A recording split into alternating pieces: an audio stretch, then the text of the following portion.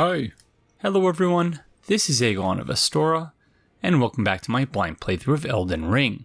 This is episode number 62, being recorded on Sunday, July the 16th, 2023. I hope you're all having a fantastic day, whenever it is you find yourself watching this. So, as mentioned at the end of the previous episode, we're going to begin this episode with an NPC Roundup. Has that always been there?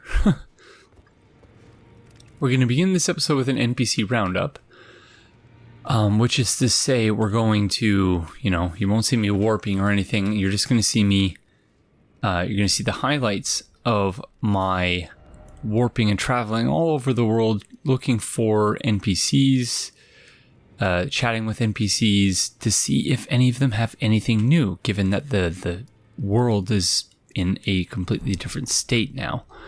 So hopefully for some of the NPCs we've not been quite sure how to advance their quest lines, hopefully this will help us figure out how to do that. So we're going to start with Spirit Tuner Friend, because in the previous episode we spoke with Master Hugh, but we did not come back and speak with her, so let's get started there. I see. You're here for some spirit tuning. Oh, is that right? So Master Hugh won't listen to you either. You have my thanks regardless. I'll try and talk him round next time. I know he was given this great entreaty to craft a weapon which could slay a god. Though I can't help but think of it as a curse, a fearsome curse, put on him by Queen Marika. And if that's the case, I'm not sure there's anything we can do. Yeah, so we're starting to learn more and more about Queen Marika and her perhaps not being a very benevolent queen. So yeah, quite interesting. Let's rezone.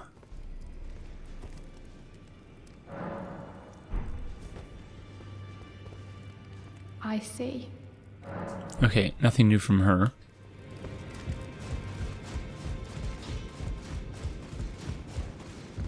Lay out your arms. Let's get smithing.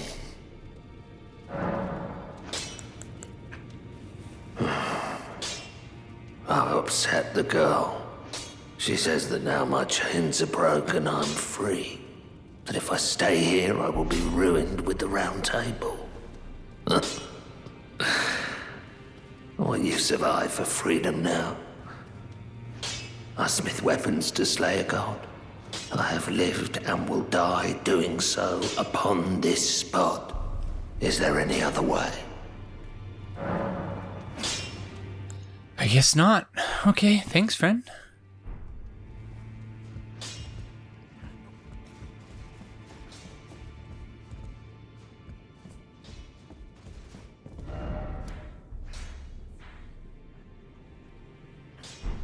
So where are we? If this place is going to burn along with the Erd Tree, that suggests that we might be inside of the Erd Tree.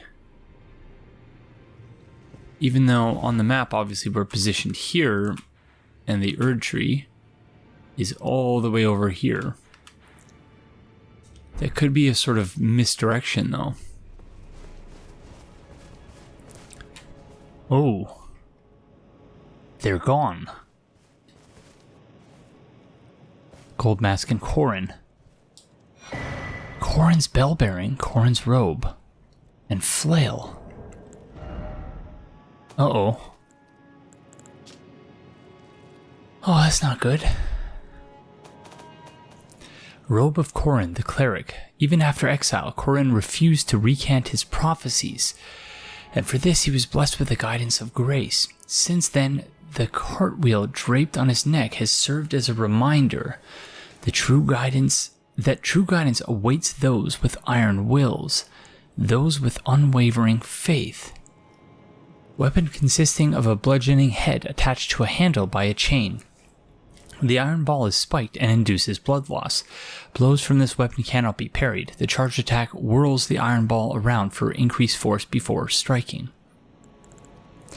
As an aside, I've been told in the comments that I'm exceptionally lucky to have received 2 great stars in this playthrough. Apparently this is an exceptional weapon. I didn't realize it was a great hammer. I thought it was a normal one.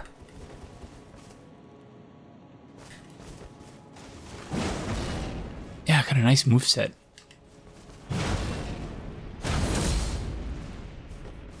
Give you a little bit of extra poise, that, presumably. What was the...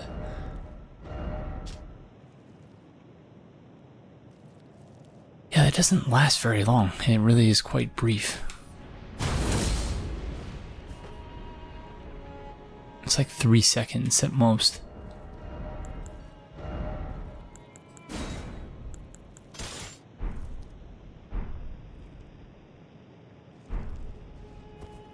I apologize, everyone. I know that many of you are hoping that I would use a wider variety of weapons. Problem is, we're still bottlenecked in terms of our upgrade materials, so... Yeah, unfortunately, I really just don't have the time to farm. So, yeah, it's gonna have to be that way for a while, I think. Okie dokie. Well, on to the next leg of the roundup, I suppose. And so, something else I was told in the comments was that I missed, as I would have mentioned in the previous episode, I have apparently ran right by Millicent. I don't imagine she's still there, because I think we found her corpse right outside Melania's...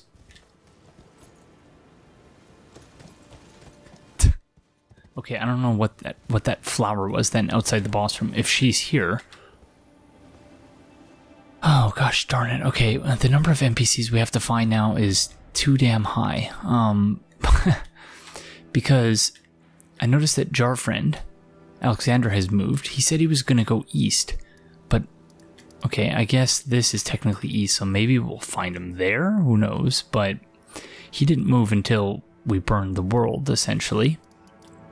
And then there's also, well, we received that message which said essentially that Selen has died. So perhaps by advancing the quest, by, advancing the state of the world, we essentially killed her because we had yet to complete her quest line. So, well, all the same, that's at least 2 people. We still have Dung Eater here, so I guess we've not finished his quest line? Wait.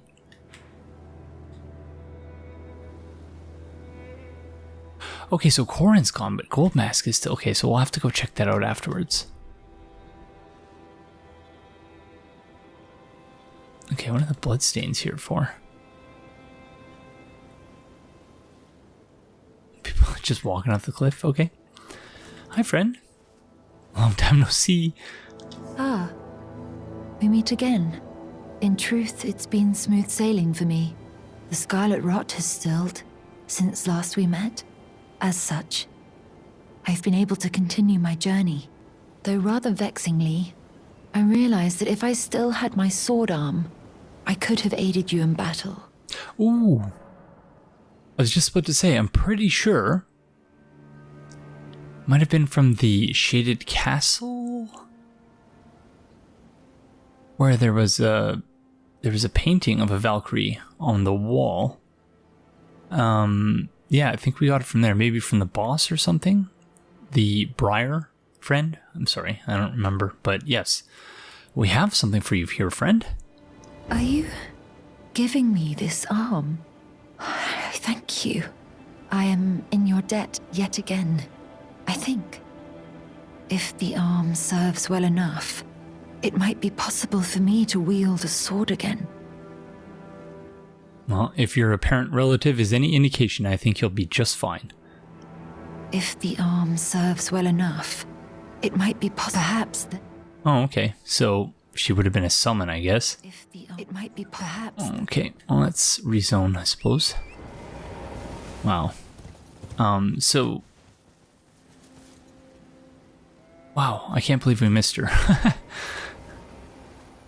But I guess we didn't really have any reason to go up there, did we? Or did I literally run right past her? Yeah, I'm not sure.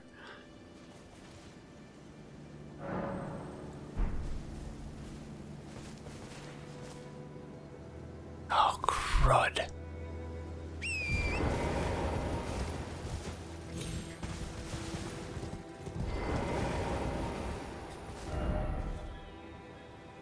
Sea Castle and then offer arms. So yeah, Shaded Castle.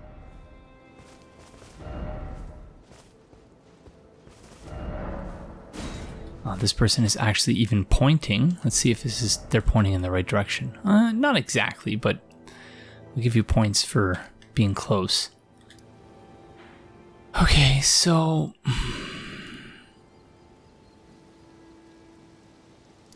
she's continuing on her journey.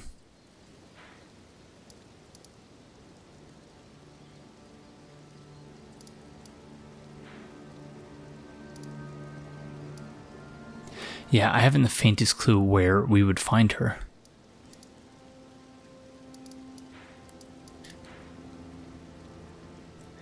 So she was here.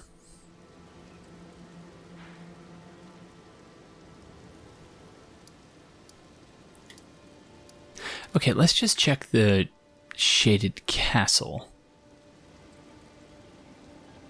Just check all the sites of grace here.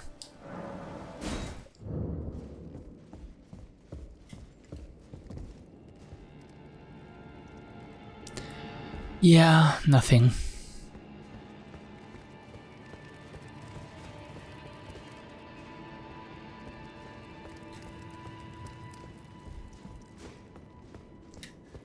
Okay, yeah, I don't imagine we'll be able to complete our quest line. So, yeah, moving on. Okay, I'm very confused about this gold mask thing because it says he's right here. But he's not. Uh-oh.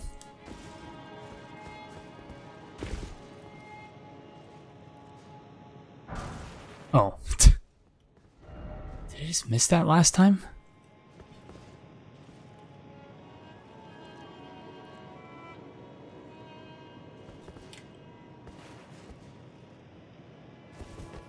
Gold mask, oh, what gold mask?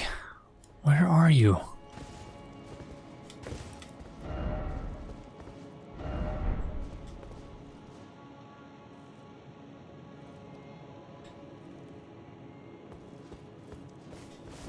Yeah, I think we messed up a lot of the quest lines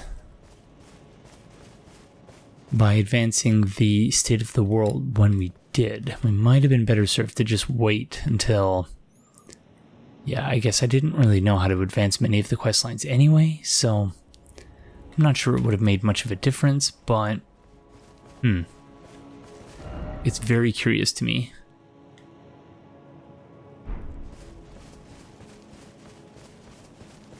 That the icon is still there for Gold Mask, and yet he's not here. Let's, I'm going to rezone and try again and see if that works. To at least clear the icon.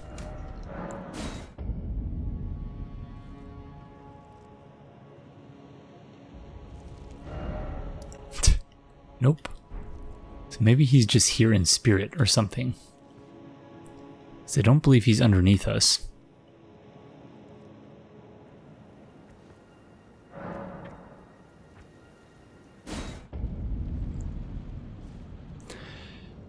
Alright, I'm sorry everyone, but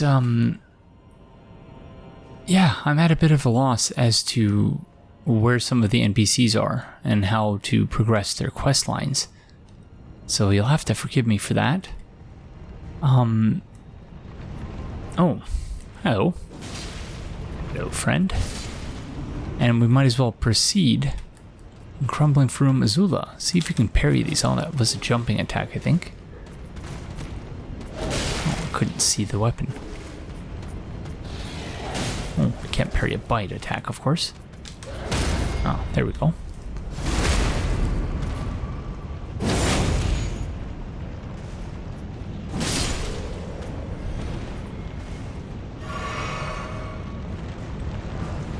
Lightning proof dried liver. Okay, I think that's the way forward.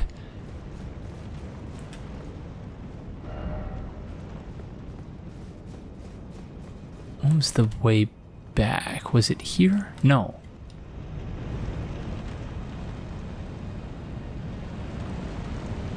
Okay. Where did we come from then? Just trying to retrace our steps. That's not where we came from, was it? So I missed an item that was just right there? That's incredible. Let's just make sure that it is indeed the case. Yeah, this is where we first entered the area. Okay, weird. I don't know how I missed that item yesterday. I guess I was in a rush to just wrap up the episode.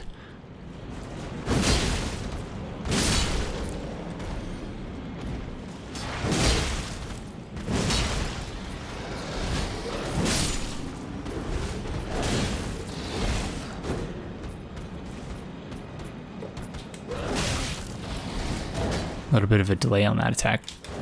Not that one, though.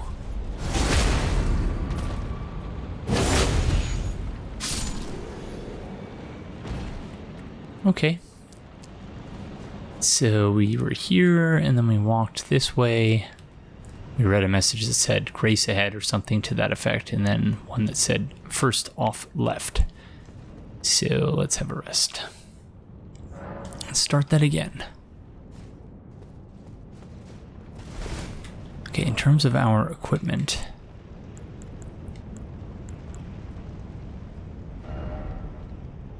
we could probably use an HP regen item.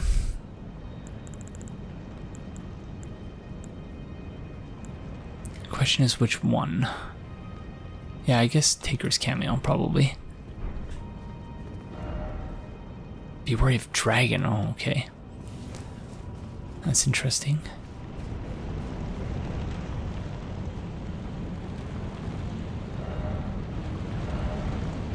Demi-human and no dragon ahead. Okay, I'm confused. Mixed messages. So we learned that the beasts essentially became quote-unquote civilized.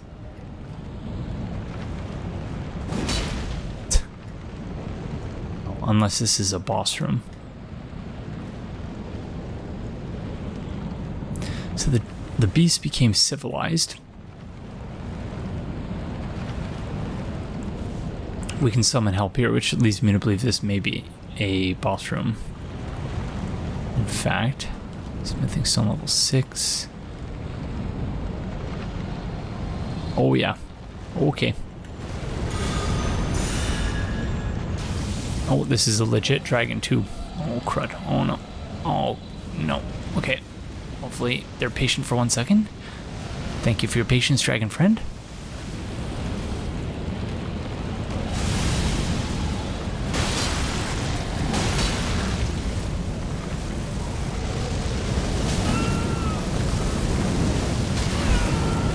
Extremely patient. I appreciate that. Oh, come on, come on, come on. No, I meant to drink. Oh, gosh darn it. This isn't even a boss. It has very similar look and aesthetic to Fortisax, was it? Uh-oh. Uh-oh. What was that? The camera was not our friend there. Nor my dodging skills.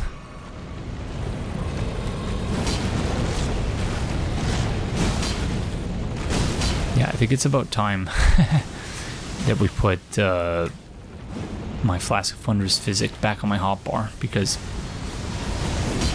we got off to a really poor start in this boss fight and I've not yet recovered.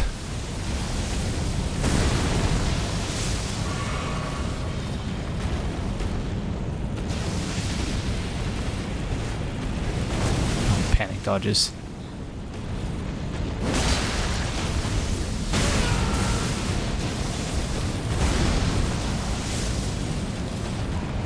The only reason we defeated Fortisax, if I recall correctly, is that we summoned help because I panicked. I didn't know what to do. Oh, gosh darn it. Yeah, this is not going well, friends. Oh, half a step behind.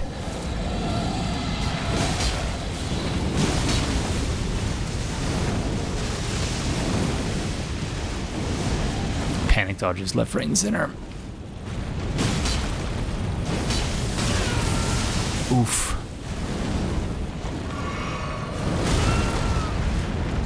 Okay. I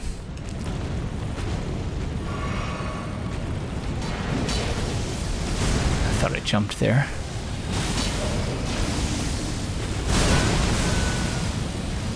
Yeah, the camera is not your friend in this boss fight, that's for sure.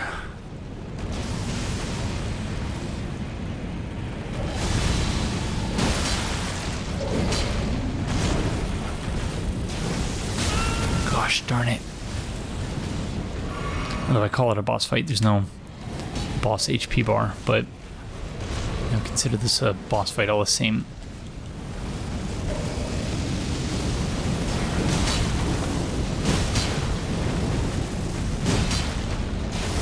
Complete with my dreadful stamina management, which is a hallmark of every boss fight I do in this. Flying away. Whoops.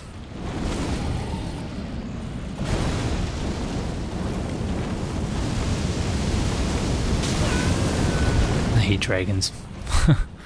Where even are you? There you are.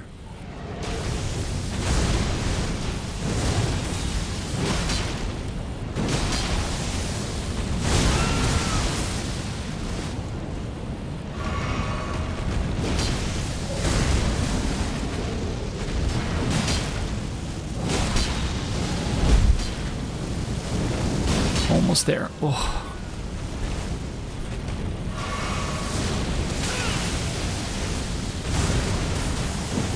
Oh, come on.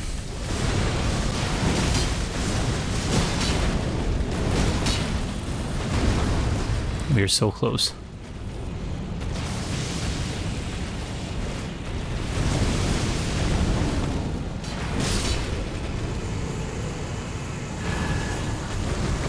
Like 32,000 runes for that? Are you joking? Wow. Okay. Should probably go back to the site of grace and have a rest, because that was not tremendous.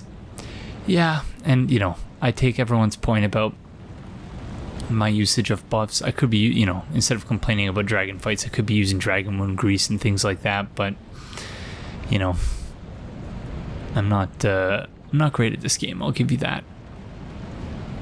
That much I will certainly agree with. Oh, gosh darn it. Okay, I guess we're warping back to the site of grace.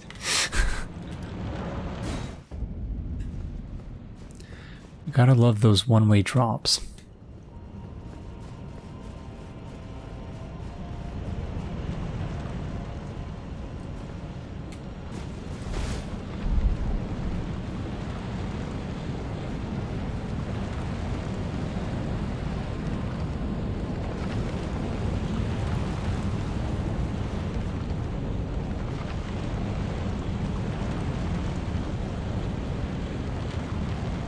Gotta love this area though. Like, what is even happening here?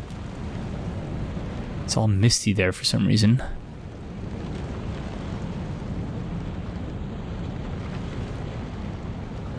Yeah, it definitely is the same architectural style, I think, as what we see in Grail's Dragon Barrel.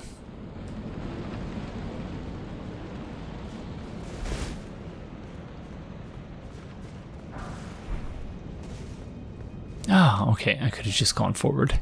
Whoops.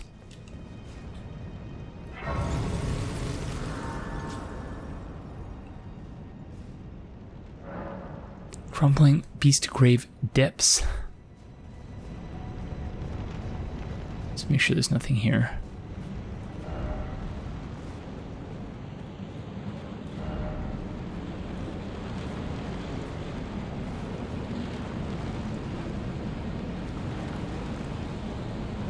fascinated but also terrified by all of this.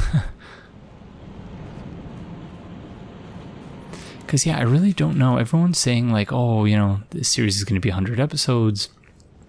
Recently, someone said, oh, you're only, like, halfway through the game. And that was, like, episode 40 or something like that. But I don't know where the game goes from here. Unless it's just a whole bunch of secondary areas that are, like, just not on the map at all. I shouldn't be trying to parry these friends. It's not going well so far.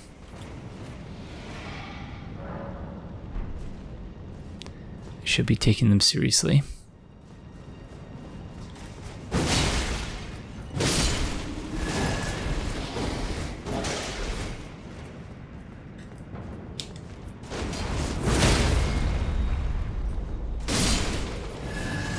Okay, that works.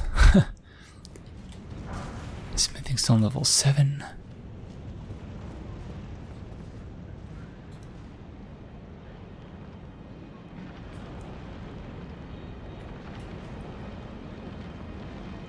I'm hearing some frightening noises. Oh.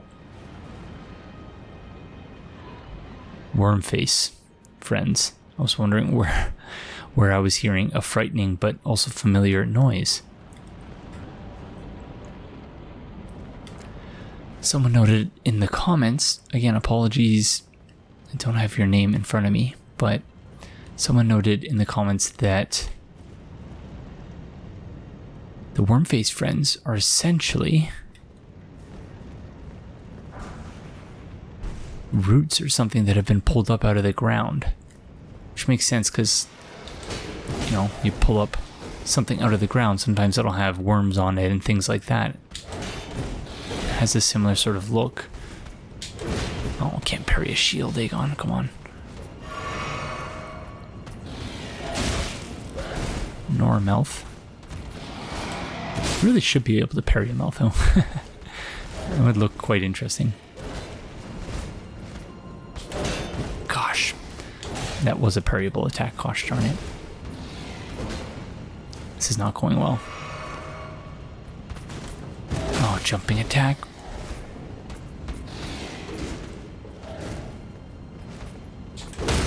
There we go.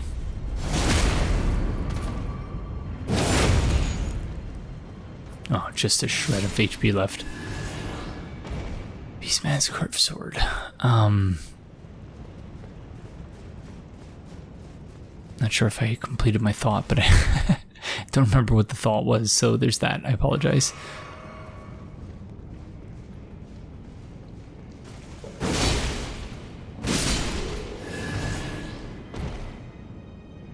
So, if all of this is any indication, it appears as though civilization has not worked out for the Beastmen.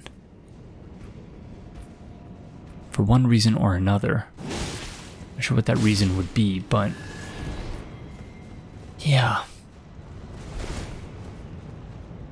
This is where we came from, I think, yeah. Or is it? No, we came from the opposite side.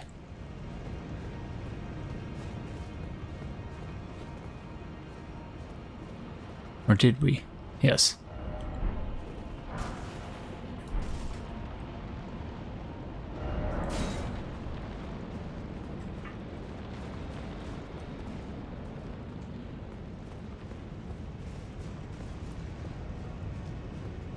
Oh, it's an elevator.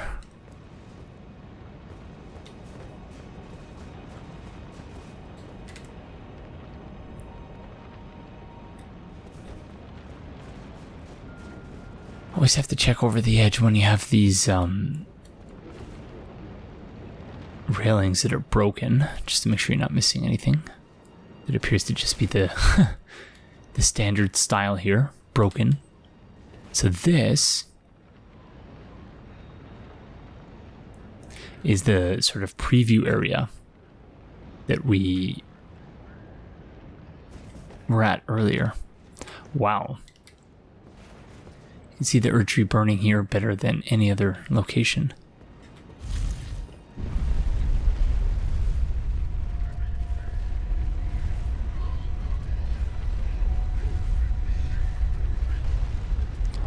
So one thing I'm still not understanding from a story perspective, I understand it from a gameplay perspective because obviously this is the next area where we need to go.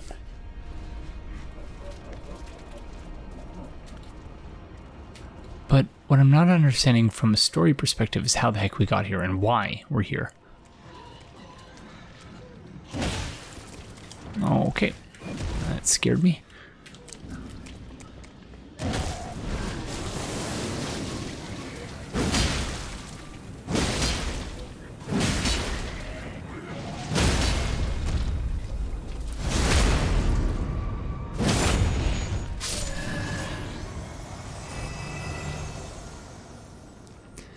So again, it appears as though those are basically trees. Have been pulled out of the ground. Dreadful, simply dreadful stuff. Okay, we could proceed in that direction. Or we could take this one-way drop. Is there a boss over here or something? Futility ahead.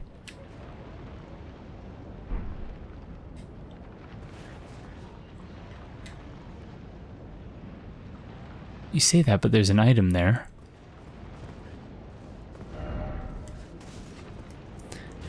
Probably is futile. Oh, okay. At least it's not a one-way drop. Visions of sadness.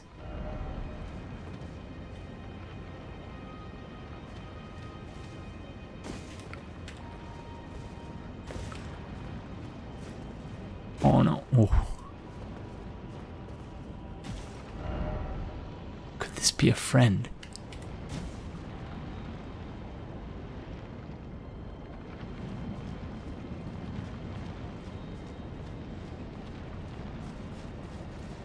Uh-oh. Uh-oh. Smithing stone level 8. Hello. Oh, gosh darn it.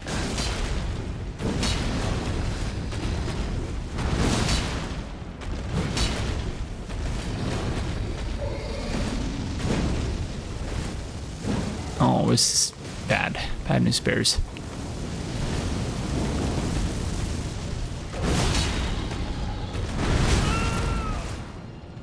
This is basically the same as the dragon we fought earlier, except that someone doesn't have the red lightning.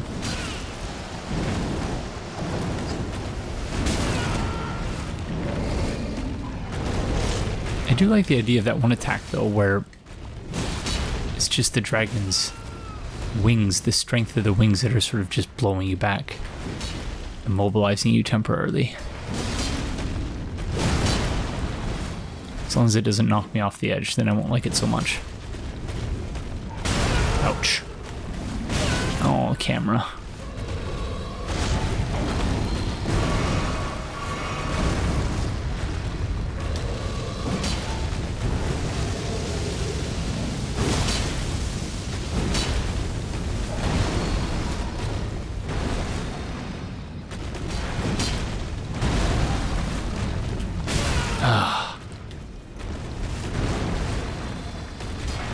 Never been a fan of fighting dragons, and this is no exception.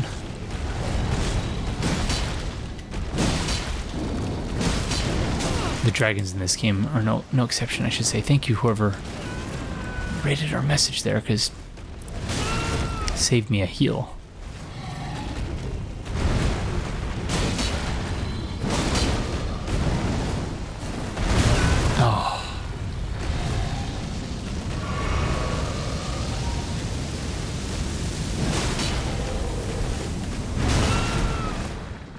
Absolutely dreadful stuff.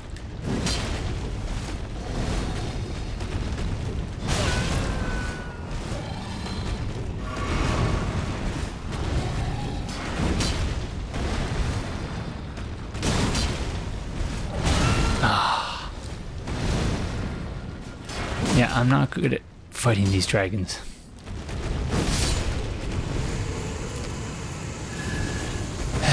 Okay. I understand the point of that message now, which said it was futile, because, like, really, what was the point of that for just 20,000 runes? I don't even remember what the item was. It was a smithing stone, I think. Why is it always life, therefore seek life?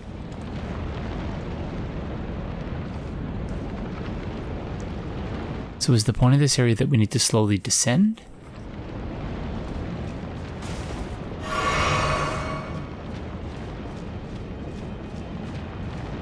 Not sure I get it.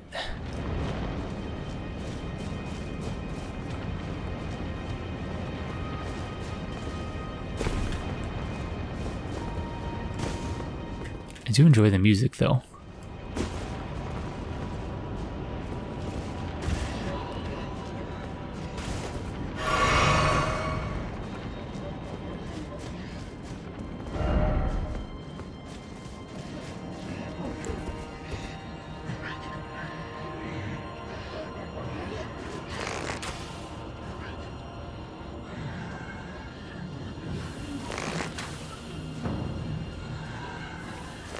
Okay, is this actually working?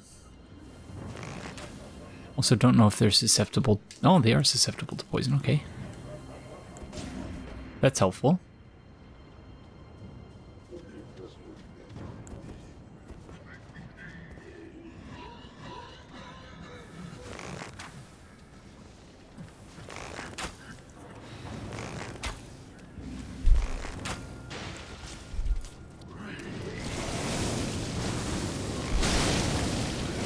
Oh no. Okay, that was very, very close.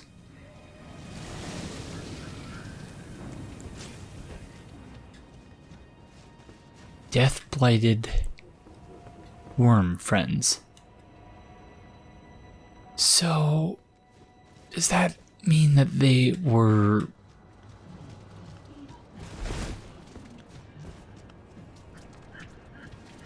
a part of the whole Prince of Death root system or something? Probably overthinking it, but I was thinking about how that relates to Prince of Death thing.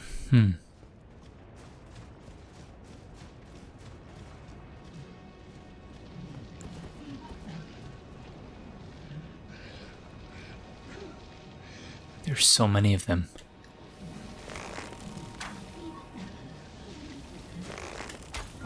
Oh, I'm just gonna aggro them all, I guess.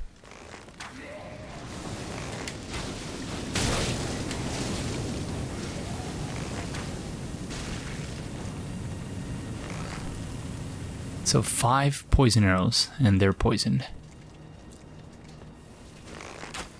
1, oh crud. I don't know if it's worth it though.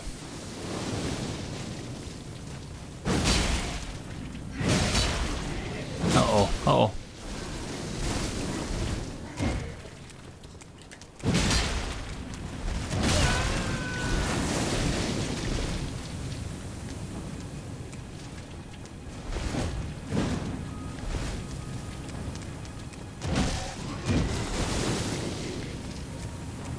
I feel like they're both almost dead.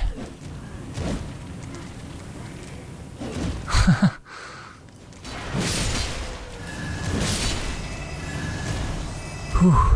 Okay, let's take a drink of coffee here.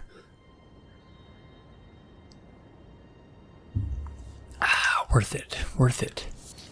Gold-tinged excrement. Did they also have that? Did they also have that drop previously? I don't remember.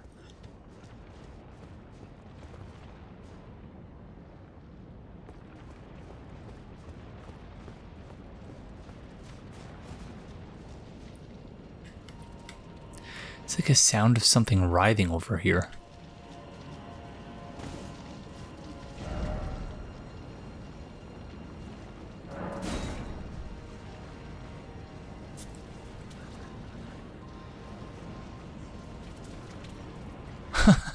It's just waiting.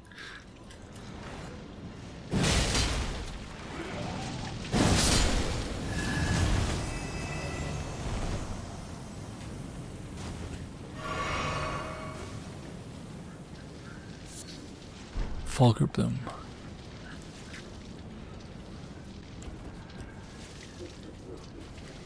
Oh, it's another boss worm face. Gosh darn it.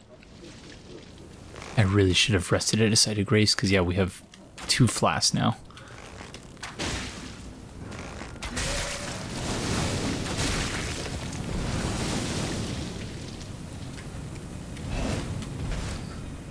So that's bad.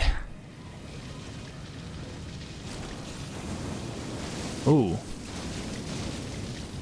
Either that's new or they don't often have an occasion to use that attack, which is, yeah, scary. Well done, friend.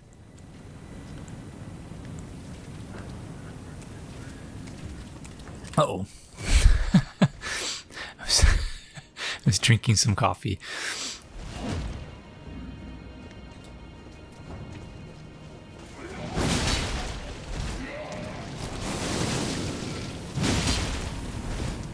Okay, that should be sufficient. Sorry, friend. I'm sorry that happened to you. So, they're like weeds that have been pulled out of the ground, sort of. Sort of how I'm interpreting the whole they came out of the ground thing.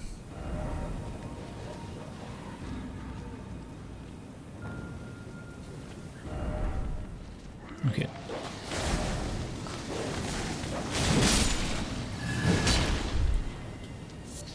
I'm annoyed by this message.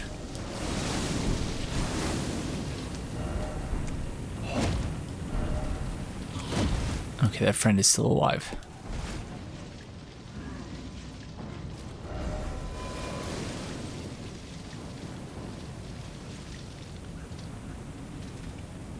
How is that friend still alive? He's got like 2 HP left? Oh no. Okay, that would have been... that would have been justice if he had somehow... yeah, cursed us with that much HP left. That would have been very sad.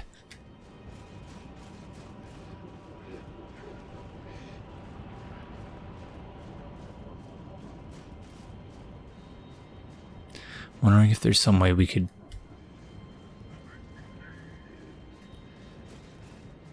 cheese that big worm face. I don't think so, though. Doubt it anyway. Oh, of course, there's another worm face up here.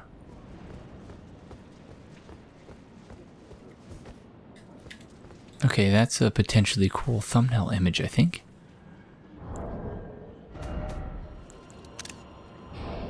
Although probably not, because of the location in which... I put that on the wrong setting.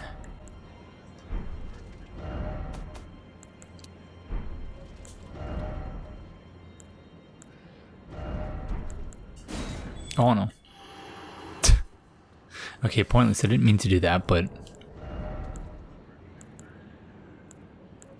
That's cool, though, that there's an actual multiplayer menu, so you don't have to actually find them in your inventory. Just pull it up there.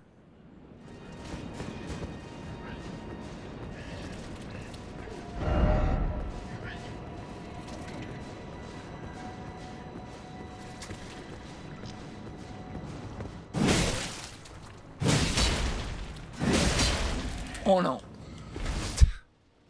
Okay, I thought I was gonna fall off there.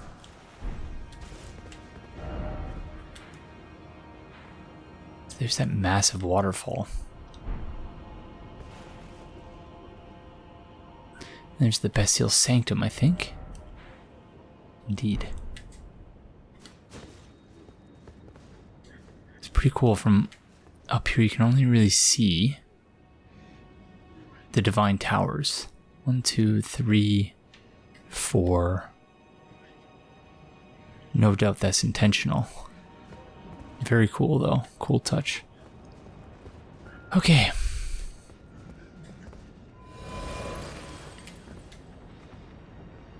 Another message appraised. If only you knew when they were coming so that you could use the heals more effectively.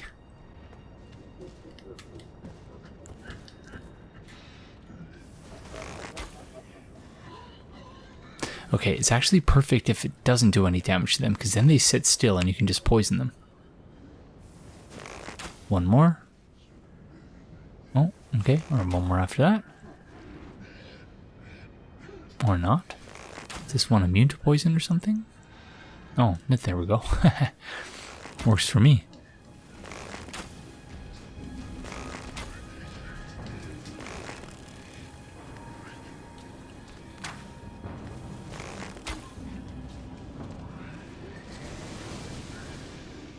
You know, I'll gladly take the opportunity to drink some coffee, that's for sure.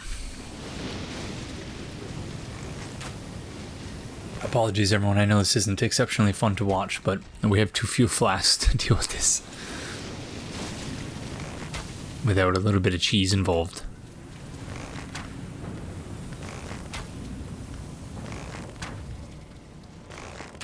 I am missing a lot of shots here, though. Oh yeah, you can't craft items while someone's aggroed, unfortunately.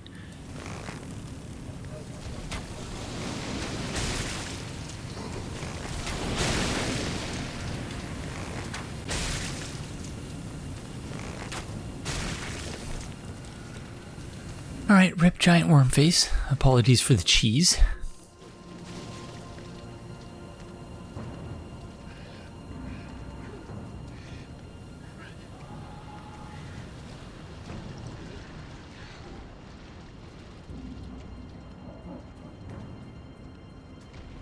Okay, so that was like a desperation attack there. That was pretty cool. Not seen that before, I don't think.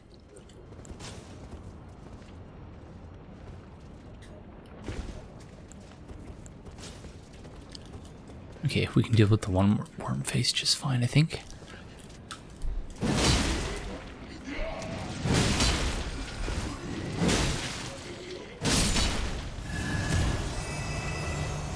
Alright, that could have been bad, but managed it okay, I think.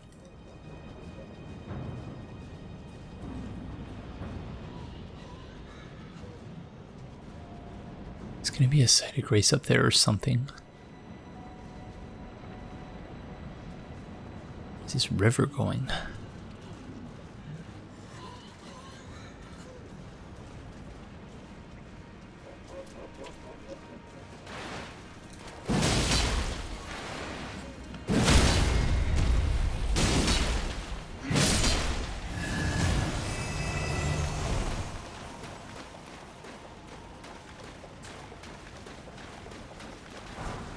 Oh, rejuvenating bowl. This is very nice.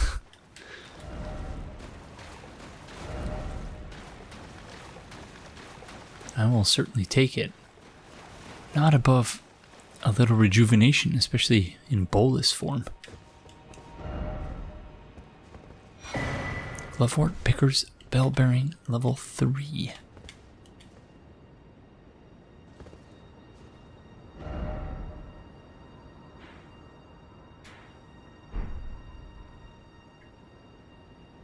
So there is seemingly nothing for there. But again, there has to be more because everyone's saying, oh yeah, you're like halfway through the game. At this point, they'll probably be saying I'm like maybe 2/3 of the way through the game. But I don't know what that looks like. Is it going to be an inverted an inverted castle type situation like in Castlevania Symphony of the Night, where the, you know, everything in the world, or, you know, even going as far back as Legend of Zelda: Link to the Past, there was a light world and a dark world, so some way of sort of using the existing world to not pad out the content that sort of has negative implications associated with it, but yeah, to extend the game, I guess you would say. Tranquility ahead, praise the tree.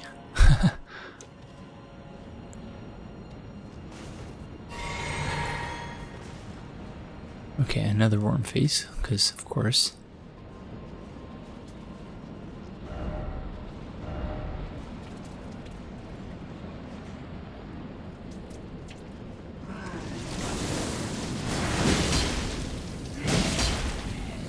Thankfully, it's pretty easy to stun lock them with the greatsword.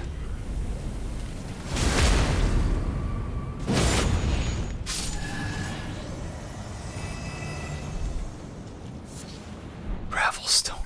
It really is dung, isn't it?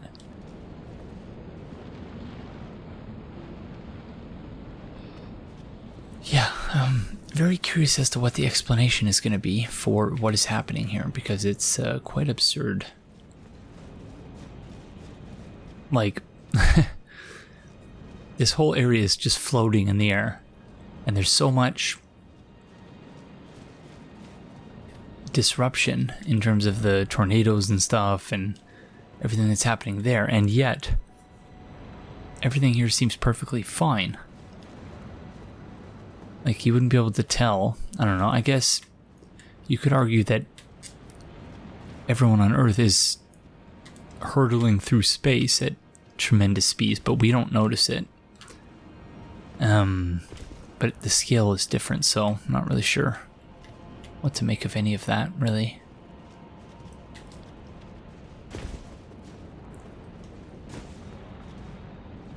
Okay, so there is no site of grace here? This is where we just were. So that's it?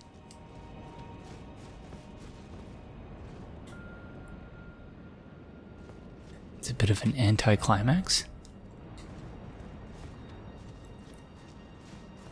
I could have sworn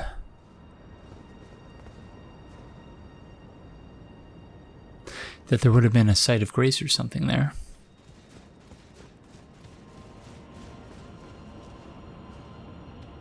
Okay.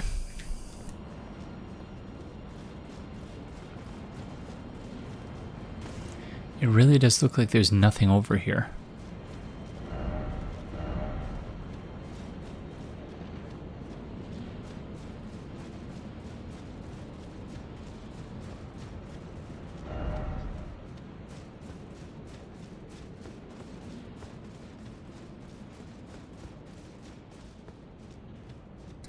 In which case, this is a very strange side area.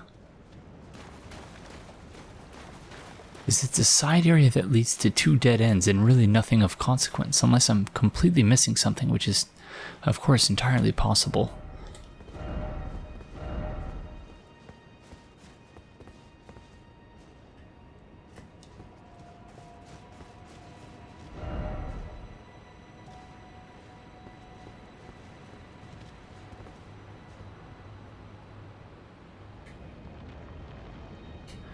We've seen those beast fossils sort of associated with these pillars and everything, but I don't think we've ever seen an actual beast sort of affixed to one in a way where you could see it sort of coming back to life.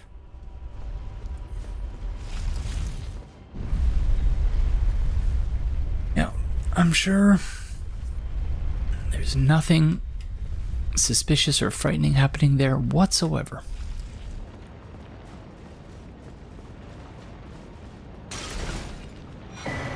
Heroes Room level 2, I will take that for sure.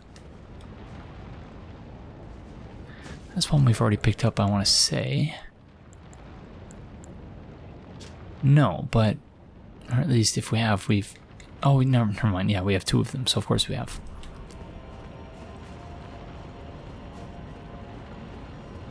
Was the last one to not have a sort of a core in the middle.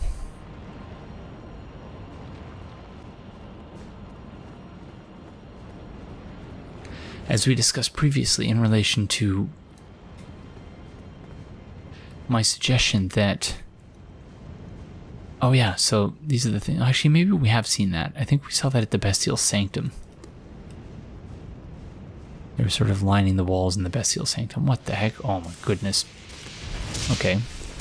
So, in other words, the beasts are friends with the dragons. Because otherwise, why would this beast be wielding what is essentially Fortis Axe's lightning? Ancient Dragon Prayer Book.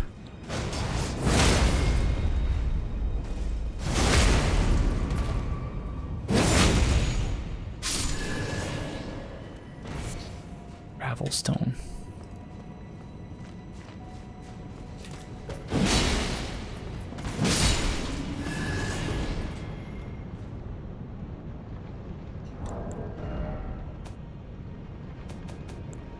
I don't know who we can give incantation books to anymore.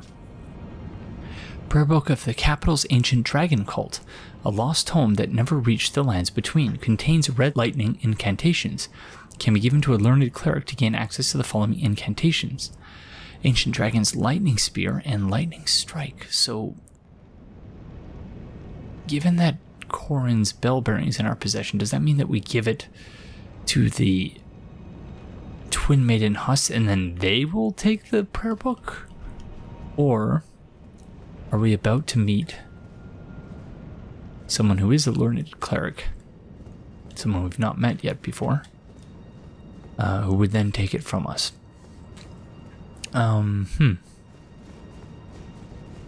Okay, there's a Site of Grace.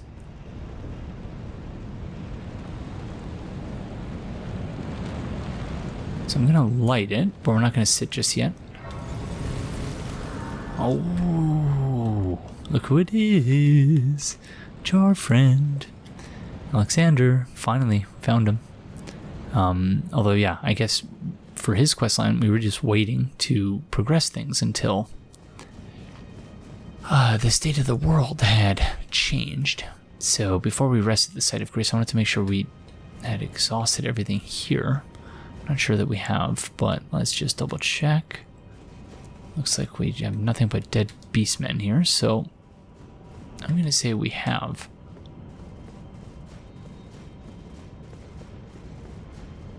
This is from whence we came. Oh, you can see all of the... because we actually used our Furl Calling Finger Remedy by accident. Star. Oh, I believe these are the build names and not the names of the actual PSN accounts. Okay, that leads down. Did we go out here?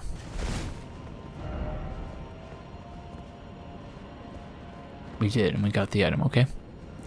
So, heading to the Site of Grace where we can finally have a rest.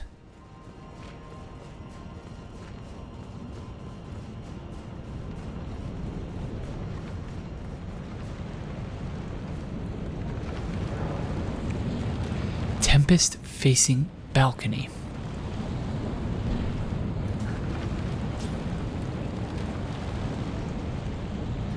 It's time for Fun with Definitions. Tempest as a noun means a violent, windy storm. Indeed. That's a quite apt description for what we're seeing here. Speaking of which, oh gosh darn it.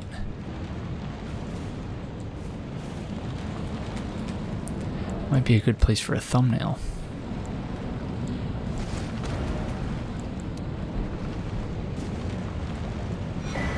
Somberstone Miner's Bell Bearing, level 4.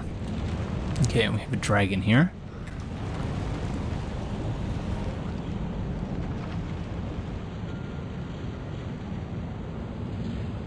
Some beastmen. Lots of summon signs, as you might expect.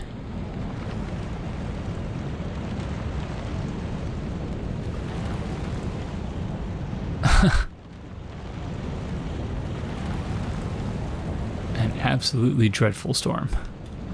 Can we poison the dragon? We can hit it, and it doesn't do damage, which is good.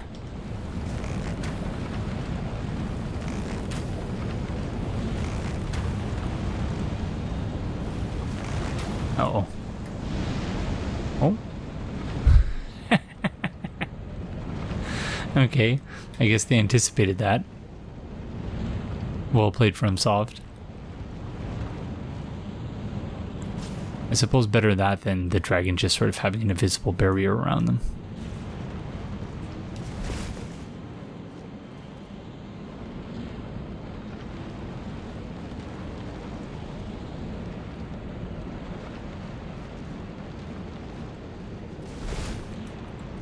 Yeah, I really still don't understand what the point of the little sort of preview in the area was all about.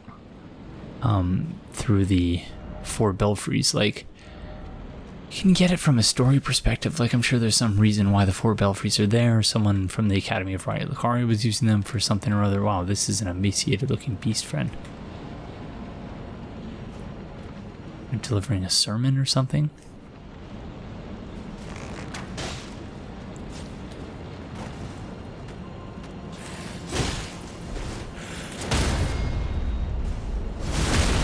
Oh, it's a skeleton beast friend, that's why. Oh, it's a those who live in death skeleton beast friend. Alright, well, that's something I did not anticipate. Could this be a water slide? Oops. Uh-oh, there's many of them.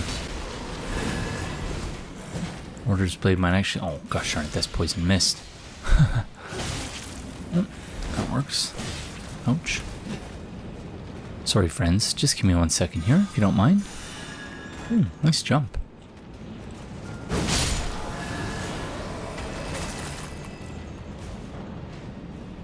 I've been led to understand in the comments that apparently Order's blade is not a straight damage buff, but in fact just... Oh gosh darn pillar. Apparently it just gives you a damage bonus against undead. So... likely regret, that's me. Golden Rune level 9, what is the regret? Not sure I understand. But yeah, I don't know, because the attack power thing listed here goes higher. We're at 977. We're not at that. Let's see. 977 with the buff active and 839 without it. So I don't know if that only applies to undead. Suppose I could test it, but you know, me being lazy and all. What the heck is even going on here? Again, I'm thinking about thumbnail images, so you may have to forgive me for a second while I capture one more.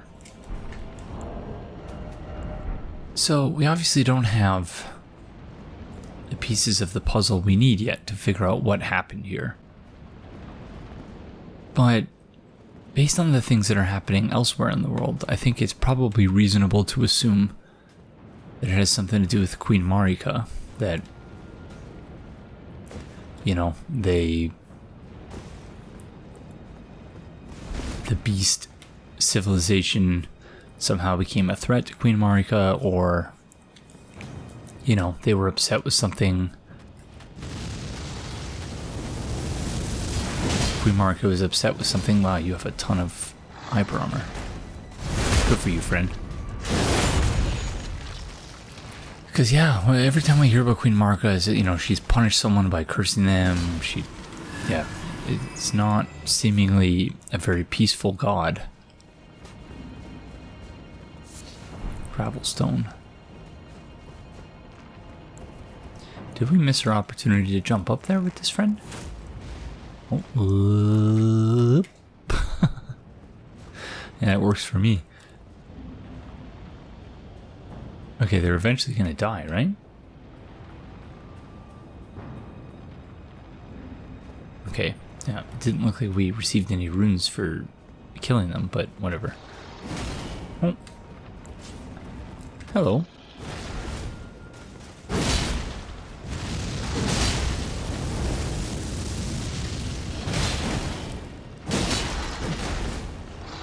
Thankfully, this friend is quite slow.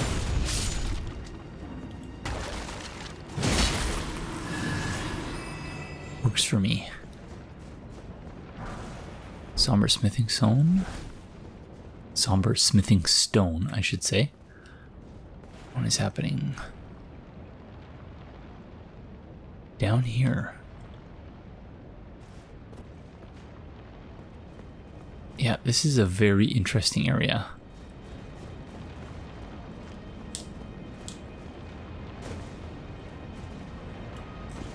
Happy to see a site of grace, though.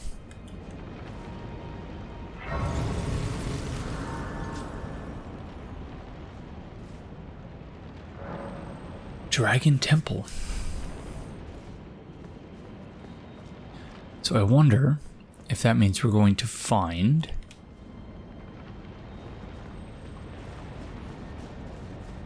another dragon altar.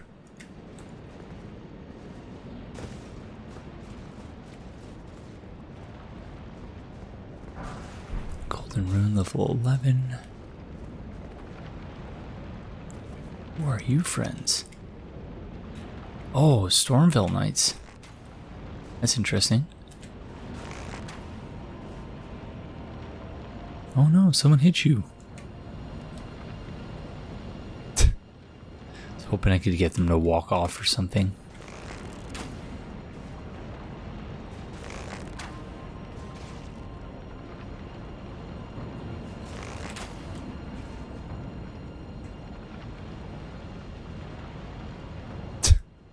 Nope.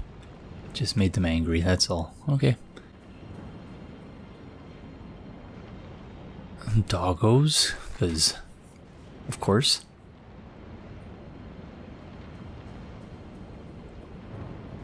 Another one of those beast friends with the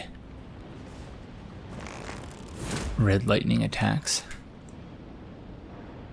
Uh-oh.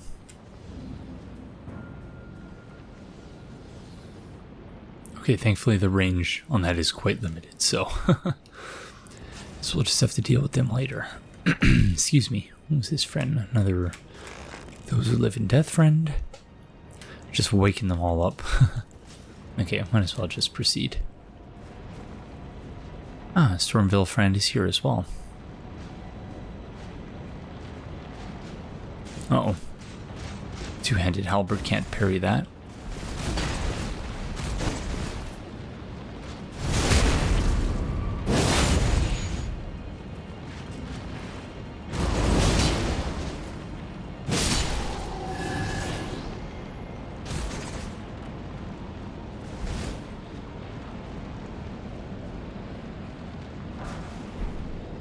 Smithing Stone level 6.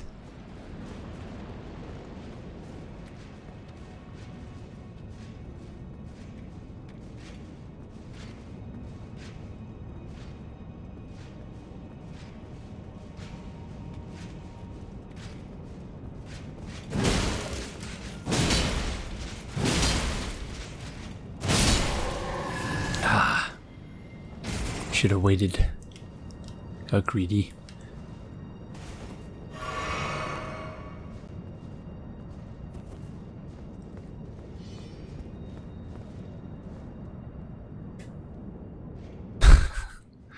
He's like, that's interesting. I ain't never seen an alien hamster butterfly here before.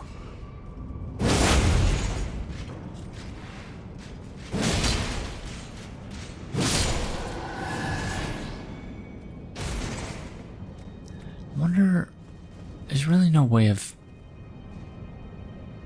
being able to tell what these friends look like under their helmets and whatnot, but I suppose it's possible they could be beastmen themselves wearing Stormville armor, but yeah, I don't know how likely that is.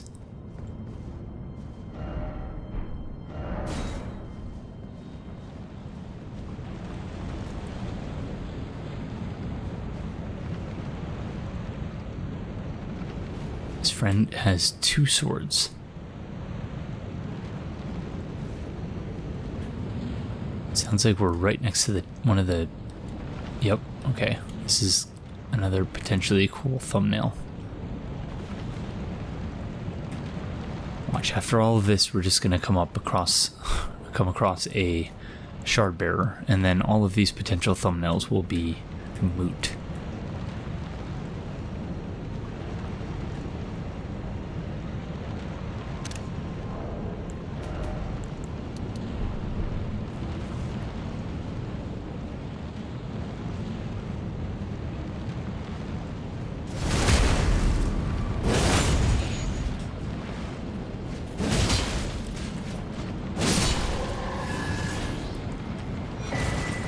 Stone sword key. Very nice.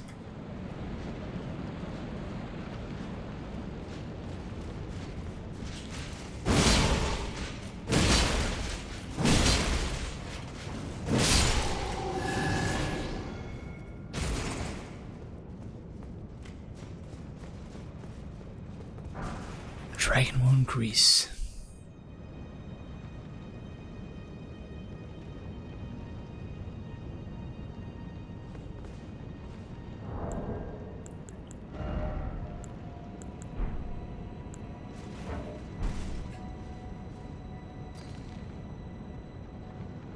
Okay, I assume that we'll probably get here eventually. Could drop down now.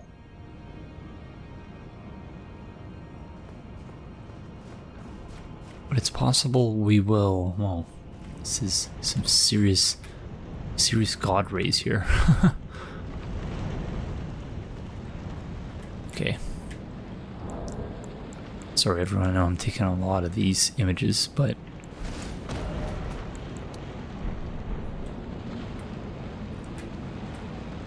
keep seeing cool imagery in the distance, so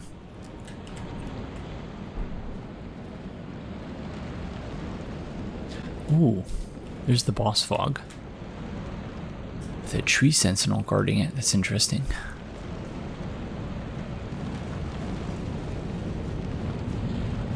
So yeah, there was a spot with stairs leading down. And so my assumption is that we will find that place.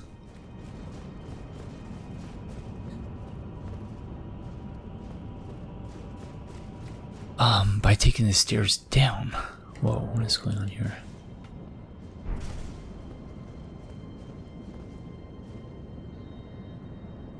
It's another mausoleum, it looks like. So yeah, there are several places we can drop down. That's another one.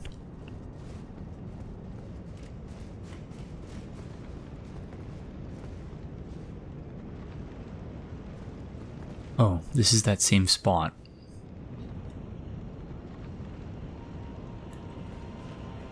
Okay. But we were just on the other side of that. This is where we came from, I think. Apologies everyone that I've got so turned around here. Yeah.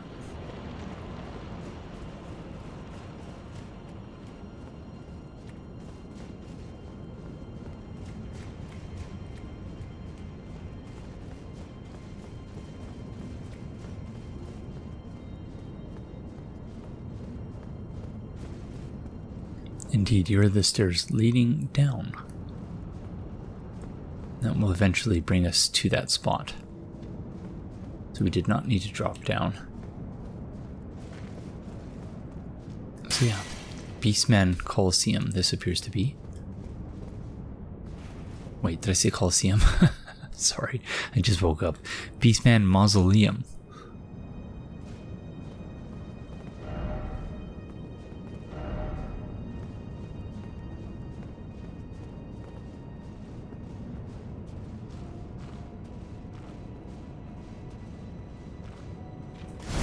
Sorry, friend.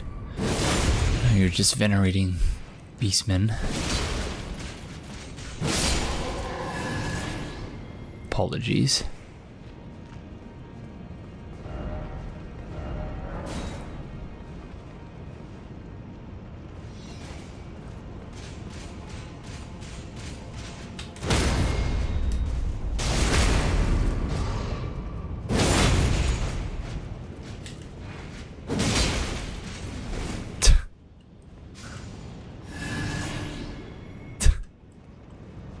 Rip, friend.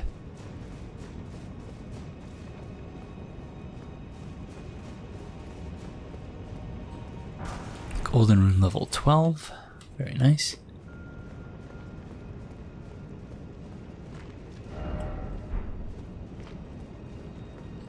Okay, I'm gonna take a sip of coffee here.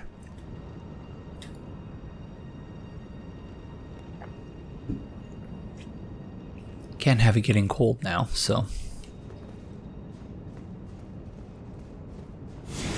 Oh, Godskin Duo. Okay, that's bad.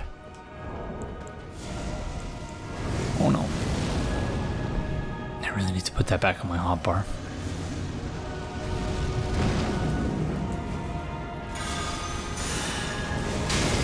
Regret, I need you. No problem, Regret.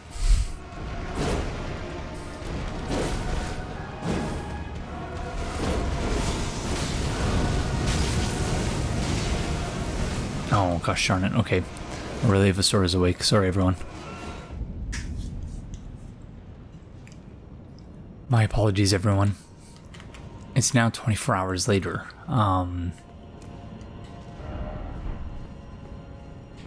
yeah. So I guess that spot from up above, we could in theory drop down here as like a shortcut to the boss. So that's kind of helpful potentially. But yeah, as I've mentioned previously, I'm recording these at a point in time where I should be watching a relay of Astora, and today is the same thing. So if she needs me, then I have to run, and that's just sort of the way it is. But we can try this again. So we've already used our flask, so we're gonna have to be very careful with our stamina. But yes, I'm gonna summon. Oh, well, I guess we're not in the boss room yet. But yeah, I'm gonna summon Mimic to your friend once again. Because yeah, it's a 2 boss fight, so I don't feel bad summoning a tier for it, Mimic tier, or what are they called? Gosh darn it, ashes. Sorry, I've had breakfast, but I've only had 1 sip of coffee, so I'm still out of it. But here we go.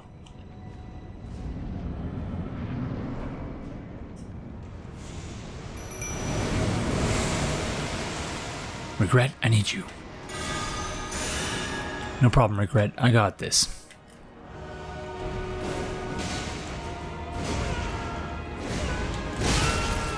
Crud. I tried to parry, but really I should not bother.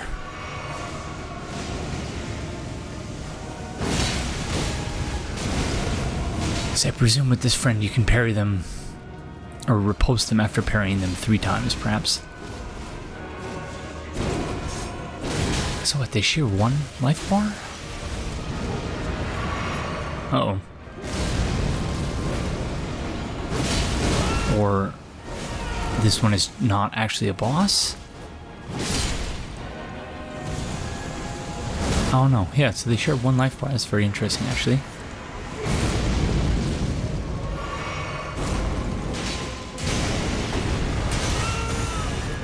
Thought I could roll through that. Apparently not. Oh, gosh darn it. Oh. Okay, this is bad. Thank you, Pillar. Uh-oh. Okay, that's bad. So he resummoned the Apostle. Like, I'm just standing there watching Regret get obliterated. Okay, yeah, I don't think we're gonna survive this.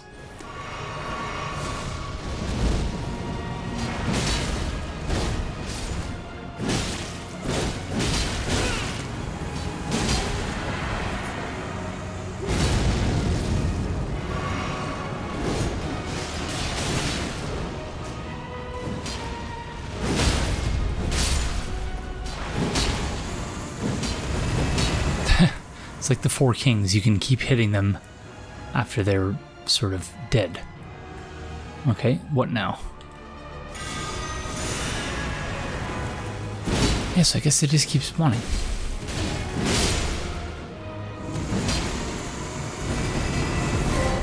Thanks, Regret. No problem, Regret. Smithing stone miner's bell-bearing level 4. Some of these item descriptions or item names are a handful, gosh darn it. Ash of War, Black Flame, Tornado. This Ash of War grants an armament to the Flame Art affinity and the following skill. Black Flame Tornado. Spin armament overhead and then plunge it into the ground to summon a raging vortex of black flames. Hold to create an initial flame tornado while spinning the armament. Usable on polearms and twin blades. Alrighty then. So said Grace, thank you.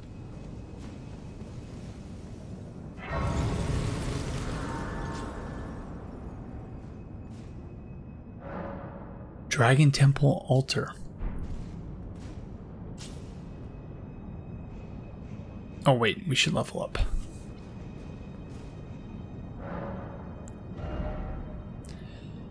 Okay, yeah, we said we were just gonna keep pumping levels into mine for now, so. Oh. So I guess that's why it's called the Dragon Altar.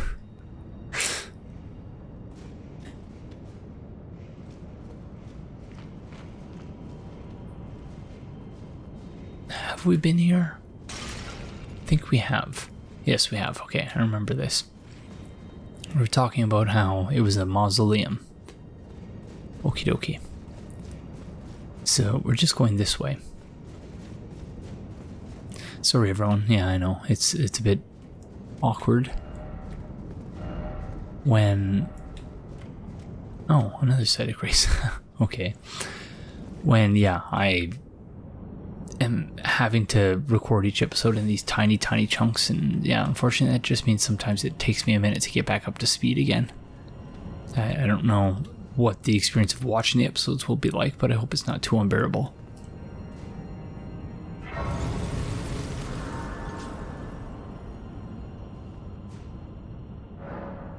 Dragon Temple Transept.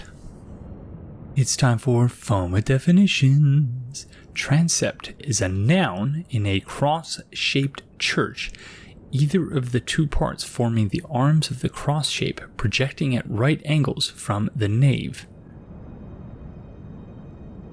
Alright.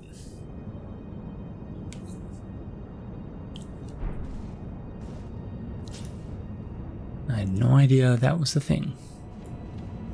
Transept, okay. Help me. Suffering head. Okay. I'm scared.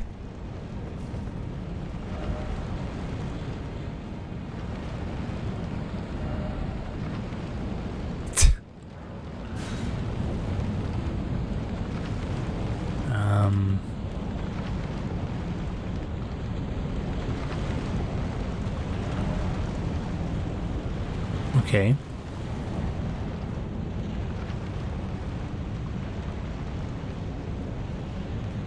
I'm a bit confused.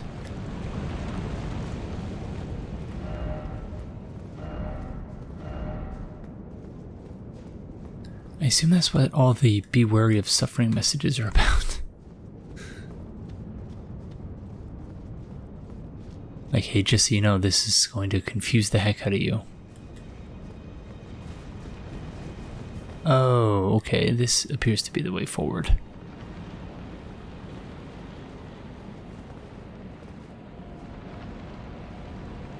A strange idea, though, to have the... Well, what the... Oh, friend. Where from? Oh, gosh darn it. Those are the friends from the preview part of the area. Yeah, it was strange that they wouldn't just put the Site of Grace here. They actually want you to use the Site of Grace there, and then... Ooh, okay. Another boss fog here. Oh, that's the one with the tree sentinel out front. Okay, I need some coffee.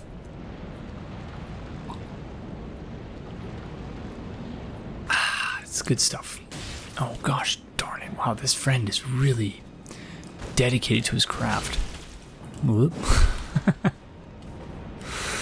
He shouldn't have been so eager to fight me. This whole area is so gray.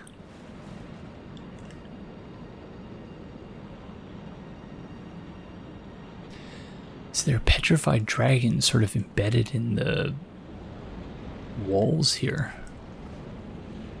Grim. I don't know where to go. There's 2 different paths we can take here, so I guess we'll just start by going in this direction.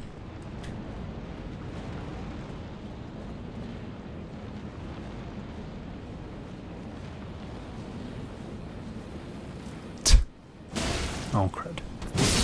Oh. Okay, didn't think I would take him out with 2 hits.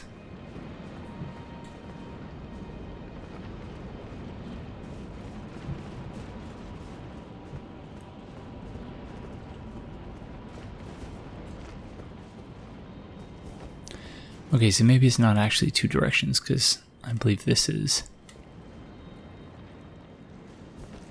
what I thought was the second direction.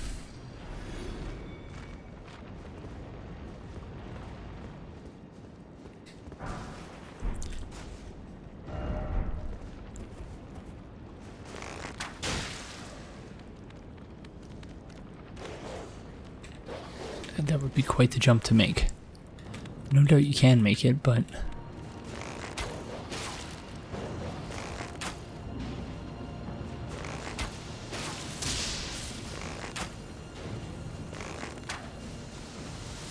uh-oh, that hurts.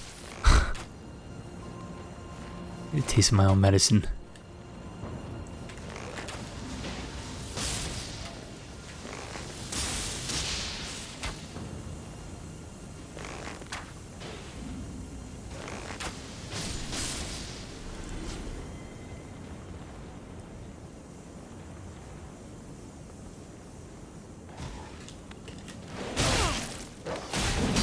Okay, well played, doggo. Jeez, that was dicey for a second there.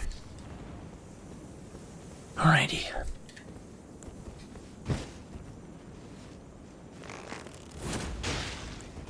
Oh, I was hoping to knock the dog off.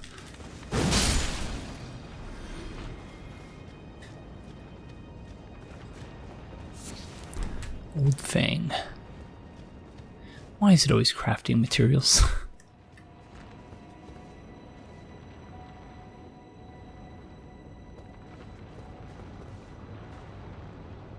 I really do wonder who we're going to be giving that prayer book to.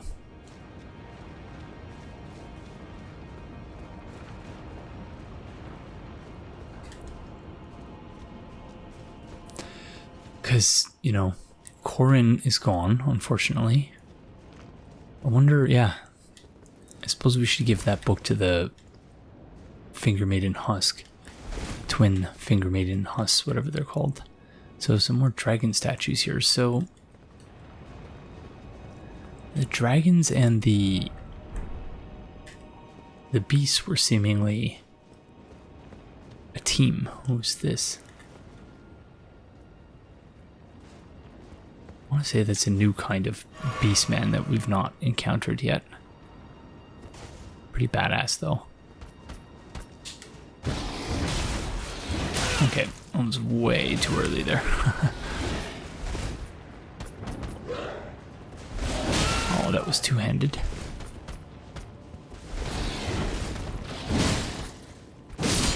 Okay, I had no need to parry him. Should have just went for it.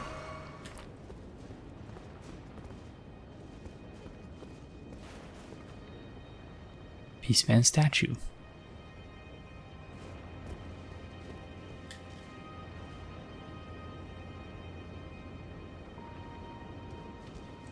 Very cool.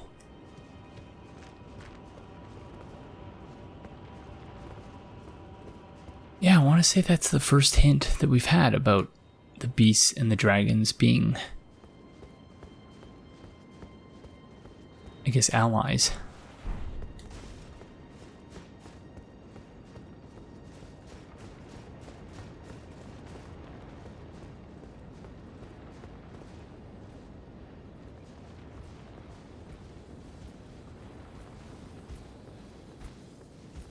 Although, yeah, I guess you could say the red lightning would have been another hint of that.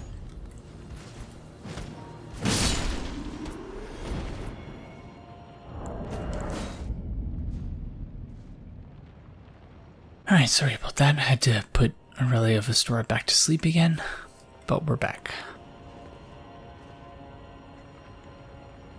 And that looks like another potential thumbnail image.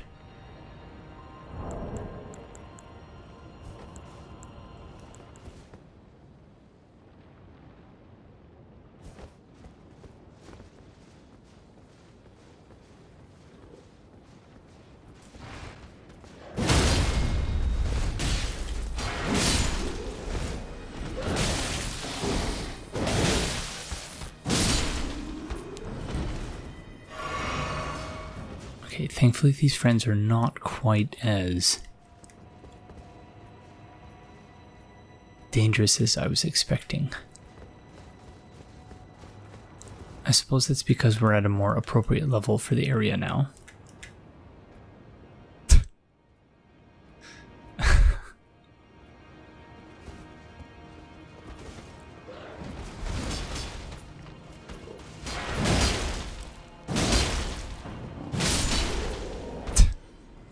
Friend was doing a little sidewalk there. Did we come from here? Gosh darn it. Again, I'm sorry, I turned myself around. I don't think we did.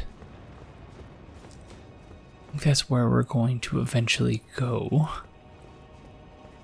But first, let's check this place out. Elevator, maybe?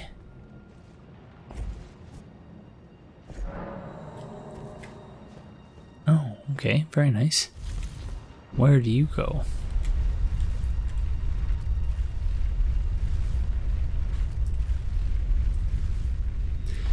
Oh, okay, I will certainly take that.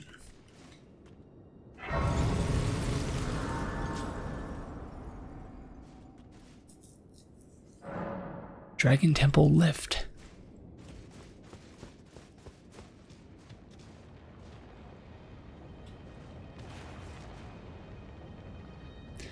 Alright, there's a legendary item there.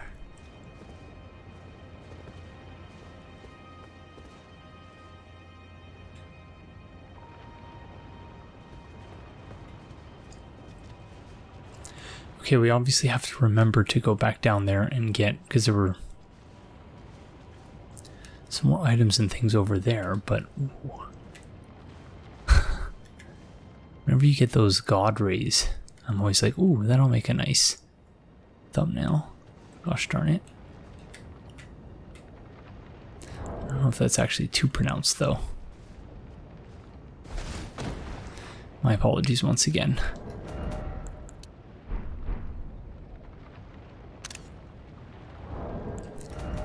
I've become more efficient at doing it though.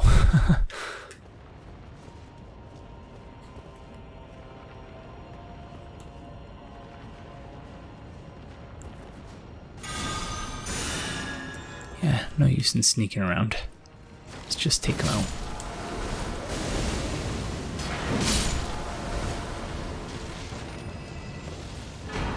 Lord's Rune.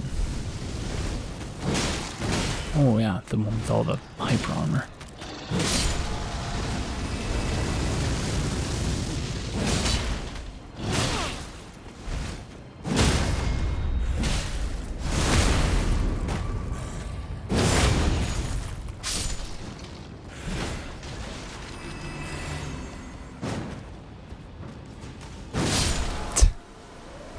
That was gonna be cute, but then I decided against it. Pretty sure we've picked up a Lord's Rune before. We have indeed.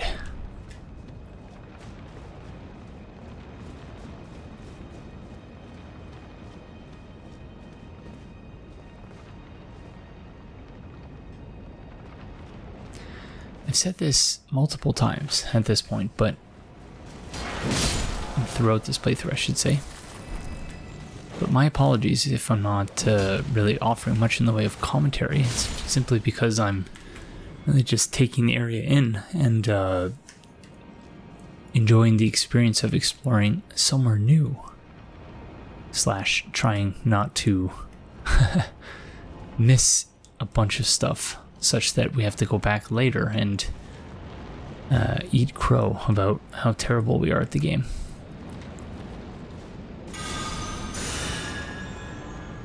a having to go back to the Academy of Raya Lucaria multiple times.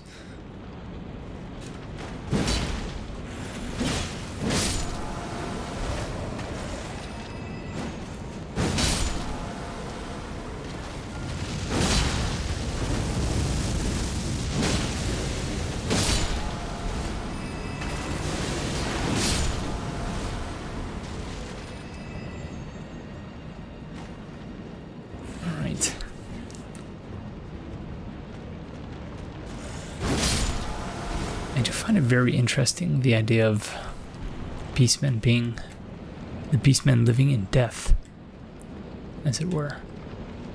So we could summon here.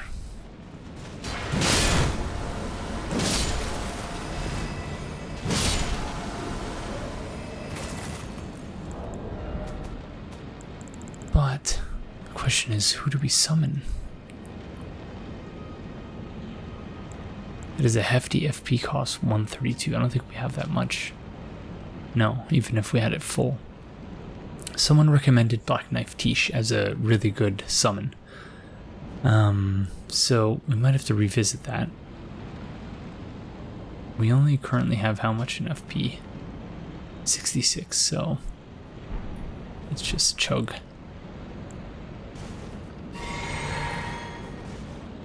Chug some coffee, chug some tears.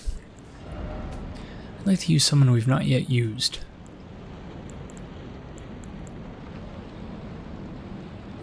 Okay, actually, this is just HP. But sure. Hi, jar friends.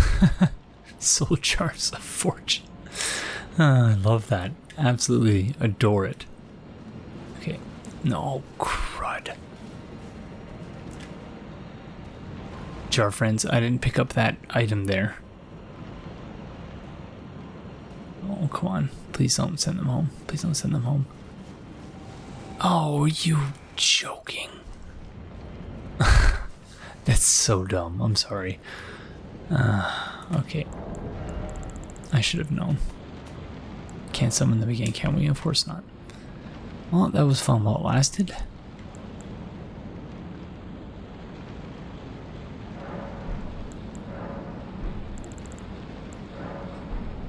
So we've missed our chance now. Oh gosh, darn it. That's terrible. Yeah, I suppose that's my bad. For not realizing.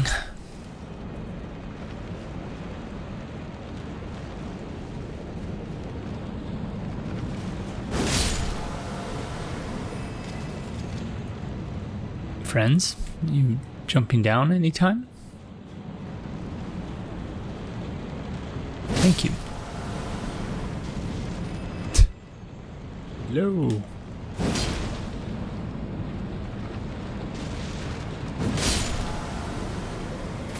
Thank you.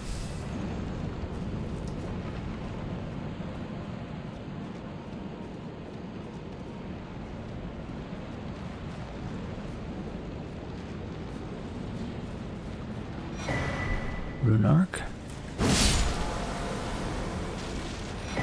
Golden Seed.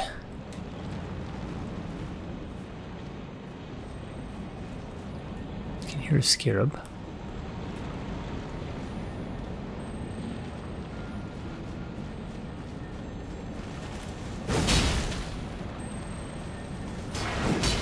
Gosh darn it. Golden Lightning Fortification.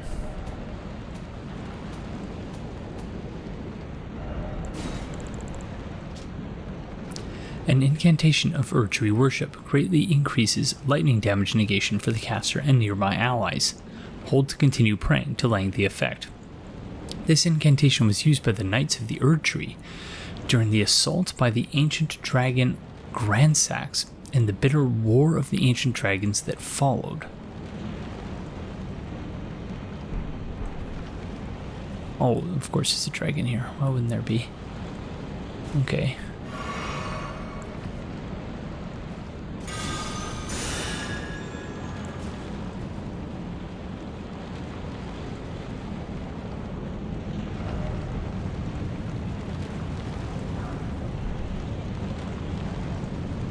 Okay.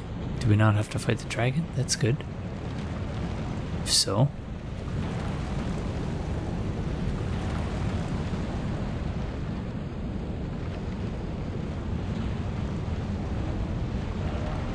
Praise the clear sky.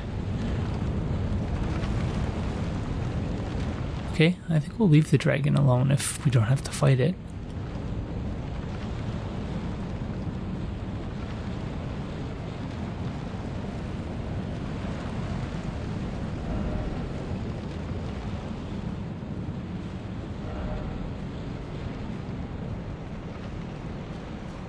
Alright, works for me.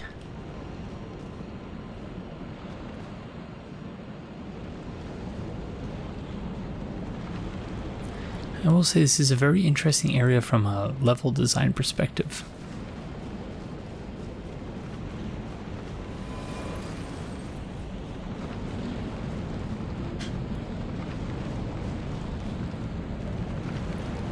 Wow.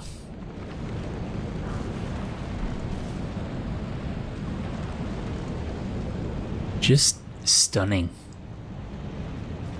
I do love this game.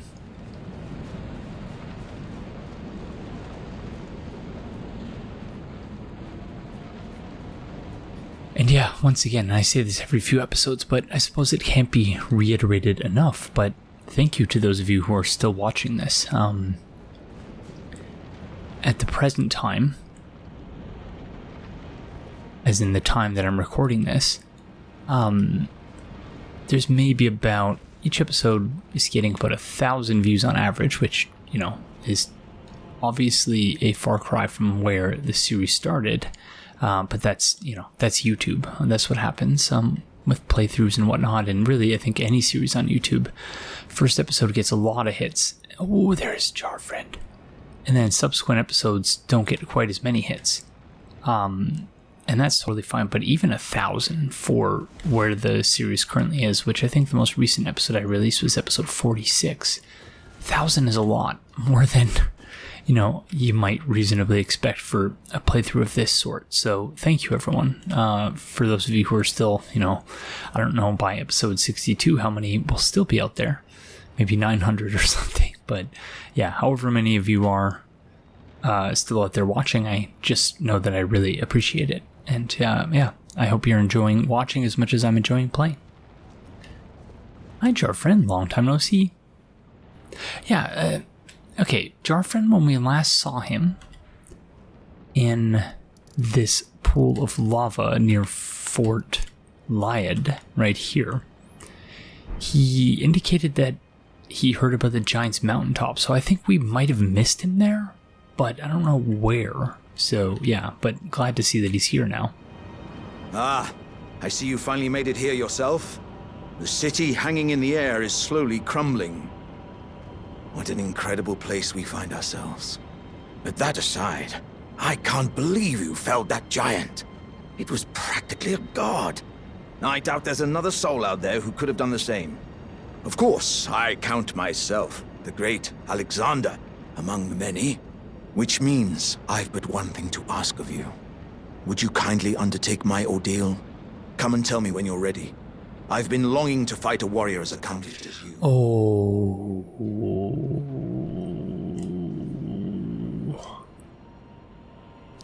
Yeah, I don't want to fight you, friend.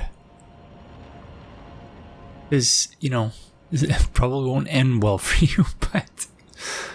You are ready then, I take it? Then let us begin. Oh, no. I am the great Jar Warrior, Iron Fist Alexander. Lend me strength, O warriors within. Let us become one champion together. Gosh darn it. I was not hoping for this.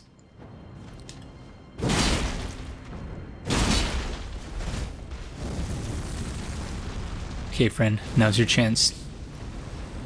Nice, uppercut.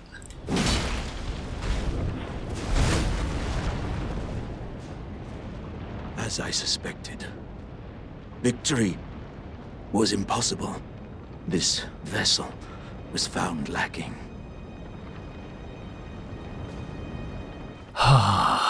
Sorry, friend. This is what I was saying. Oh, man. My thanks.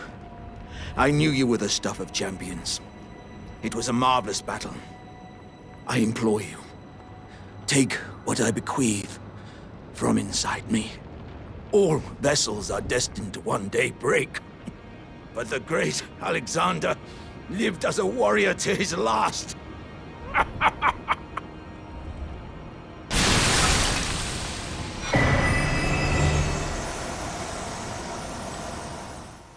Oh, man. Rip Alexander. Sorry, friend. I appreciate your everything you did. I knew that was not going to end well. Like, I suppose it could have been a lot worse, but still. Ever since the way he behaved after Radahn's boss fight was obviously not ideal. A keepsake of the warrior jar Alexander found at the core of the dead flesh that once filled the great jar. The jars contained dregs inherited from those who came before. Thus our warriors pass from jar to jar, carrying dreams of greatness.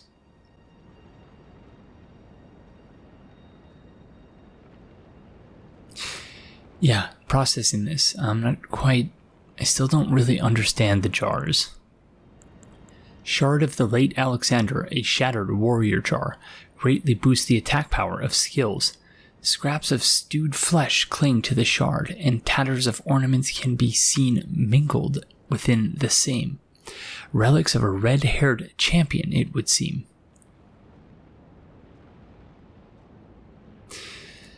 So, relics of a red-haired champion. So, obviously, we know that Radagon and his children all have red hair, same as the giant that we fought at the Giant's Mountaintops. So, yeah, so he seems at least to have inside of the jar contained the remnants of some red-haired people. It could mean nothing. It could mean that he's royalty. So, yeah. Again, I'm not sure that I understand the jars and how they're supposed to work, but okay. You know, I think we need to, before we go any farther, I apologize, I know, oh, this is a one-way drop, isn't it? Can we get back up here? Oh, okay, never mind. Ooh, okay, because it's now the day after, so it's, I should more accurately state that it's Wednesday, July 19th. And, okay, there was that giant, that dragon over there. It's Wednesday, July 19th, so I'm trying to remember where we left off. And we left off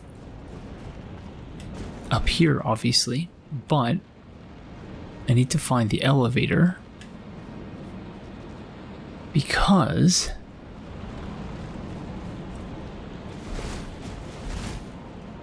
we took the elevator up before fully exploring the area at the bottom of the elevator.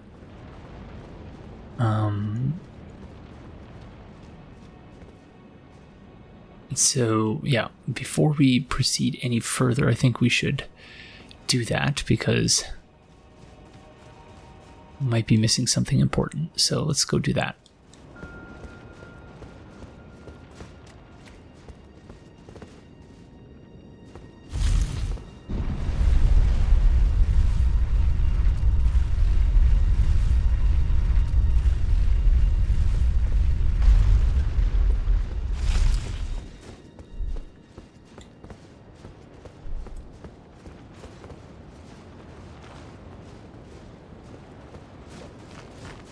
So obviously we've respawned a few friends, which is fine. Oh, nice toss there, friend. Didn't think you would be able to... Oh, thank you for the heal, friends.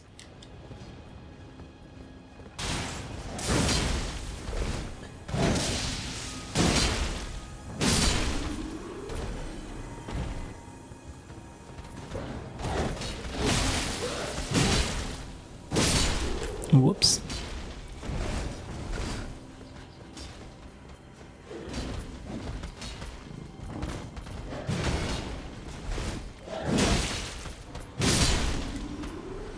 You know, it's entirely possible we've not missed anything, but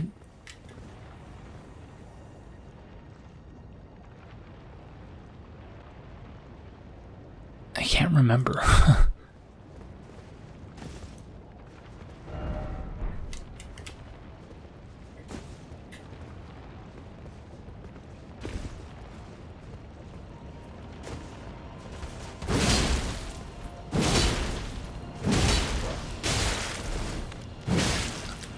Wow, that was almost very well played there, doggo friend.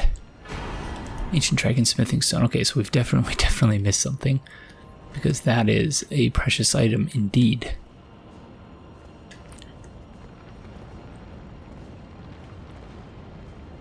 Yeah, and I'm seeing items over there as well, so we definitely missed things.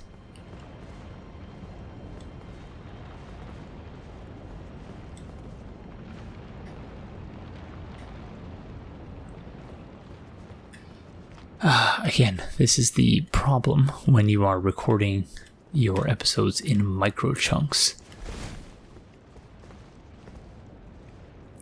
Aurelia of Astora is undergoing what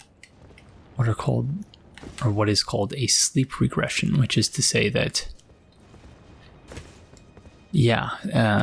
where there was once some measure of consistency in terms of her sleep and when she slept and how long she slept, she is currently undergoing a developmental phase that is such that she wakes up constantly. And yeah, it's been very challenging. But yeah, that's, as you might expect of someone who's growing up very fast. As she is, and just constantly developing and, figuring out the world. The other day she said, "Mama," which, not actually with reference to anyone in particular, not with reference to my wife. At first they just sort of say the words, even if they don't fully understand what they mean, or if it's not, even if it's not with reference to specific people, but it's still considered a milestone when they're actually able to say those words. So yeah, really, really great stuff. And so yeah, as you might expect, she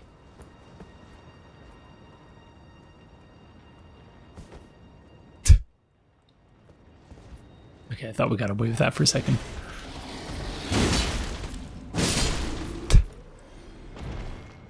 So yeah, as my wife and I often joke, she's consistently downloading software updates. And those software updates obviously have a deleterious effect on her sleep because, danger ahead. Is his friend trying to hit me, or is he hitting himself? What's going on here?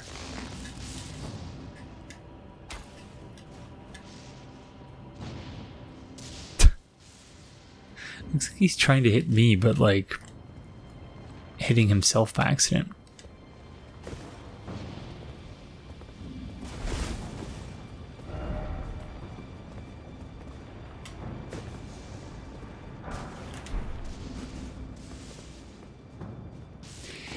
Yeah, I'm not sure how long I want this episode to be. Oh gosh, this is Dragon Crest Shield Talisman +2, that's good. You should not have a jump with an item overhead like that, because that just messes up your camera, makes you think that, yeah. Anyways. Okay, let's see what this is.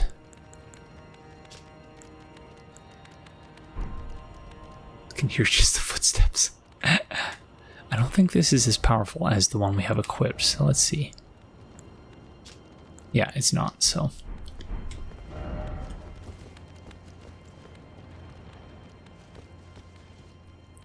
Valuable, to be sure, but not that valuable. So we have some death root here, which is perhaps not surprising given the number of those who live in death we've found here.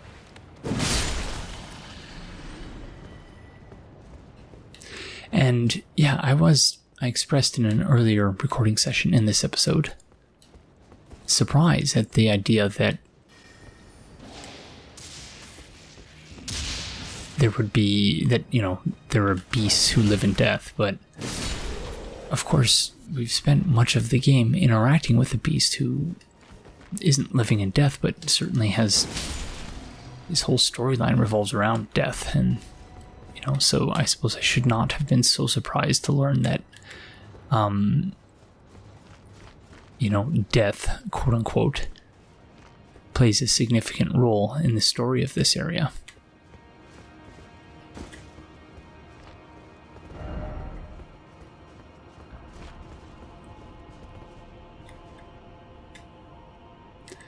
All right. Overwhelmed by possibilities here. I'm starting to think that upper area is a completely different area at this rate, so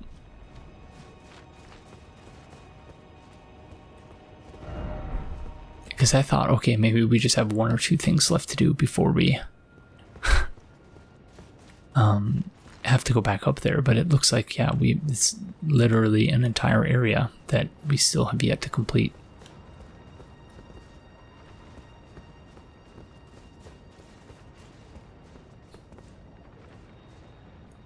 Although, I actually don't know where to go from here, so maybe it was just 1 or 2 things. Sorry, beast friend. Oh.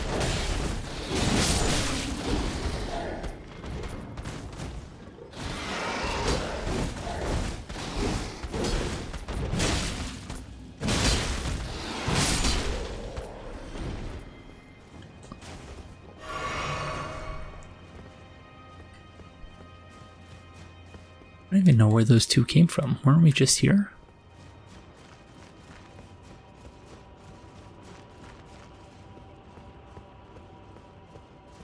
Ah, okay. This is the way forward. Oh, is that a primordial? It is. Okay. It's sure to be a boss fight, no? I have suspected it is, so let's buff.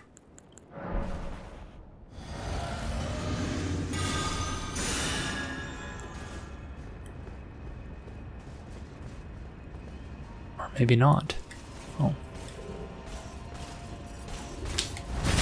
Oh.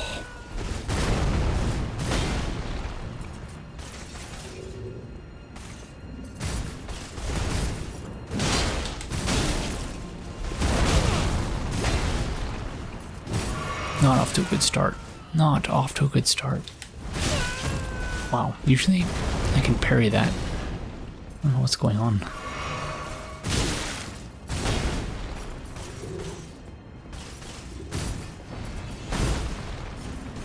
Oh no. Oh, terrible.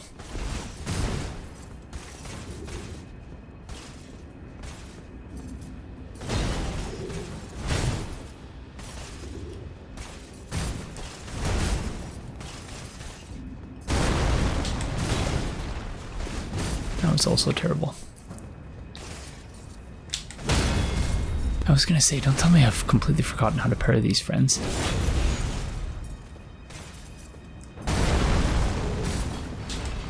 Oh yeah, I can't parry that one.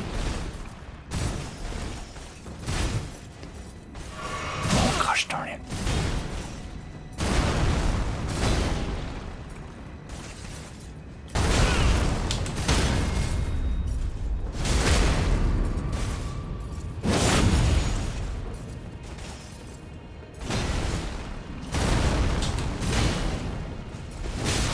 Two-handed greatsword attacks Aegon.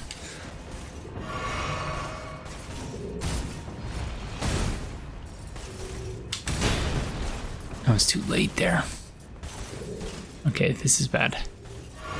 Oh gosh darn it. I should have just... Okay, no parrying. I'm trying to be cute here, but it looks like we're not going to survive this.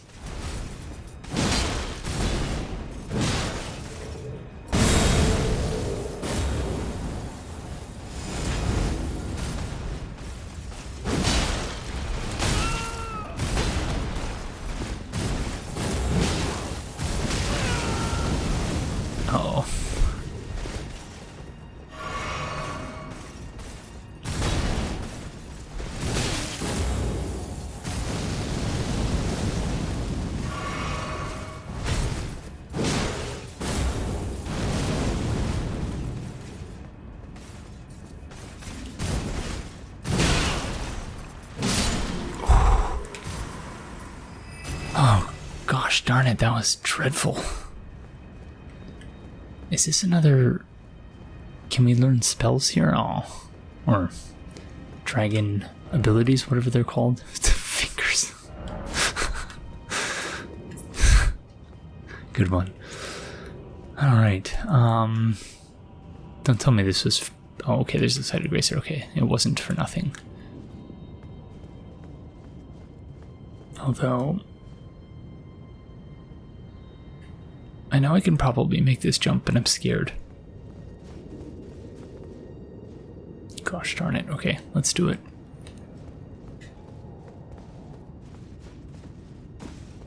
Okay, that was easier than I was expecting.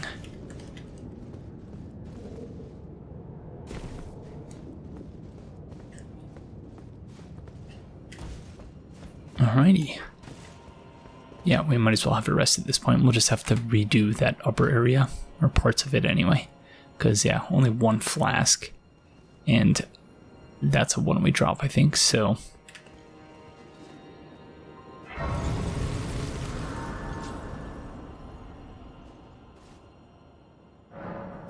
Dragon Temple Rooftop.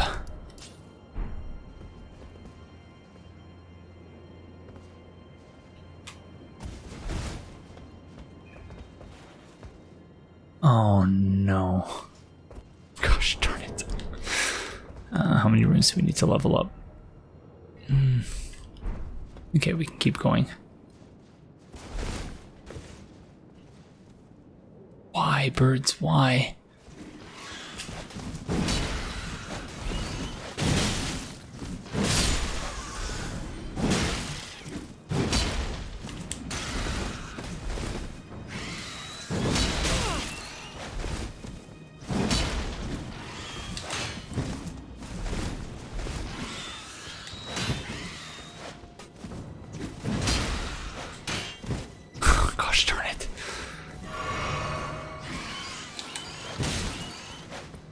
I'm having so much trouble parrying this bird. It's possible, I suppose, that you can't parry this bird, but you could certainly parry the ones that had the swords affixed to their feet. So I don't know why these ones would be any different. Perhaps because they're not using swords, but whatever. Oh, there's a very upset dragon there. Very upset dragon. It would be a shame if it got poisoned.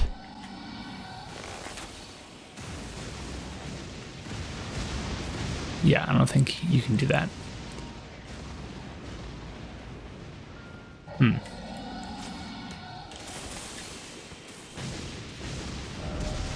Why is it always too high up?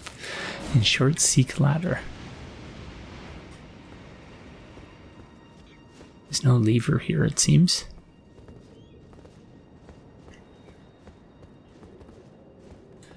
Nine. Okay.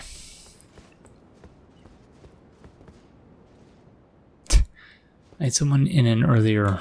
Oh, there's the ladder. Someone in an earlier episode, or a comment on an earlier episode in which I said 9 instead of no, which is obviously German for no. He said, I didn't know Aegon speaks German. I don't. I know a handful of words and phrases, and that's pretty much it. But I am part German, of course, so that's why I occasionally will snap into that.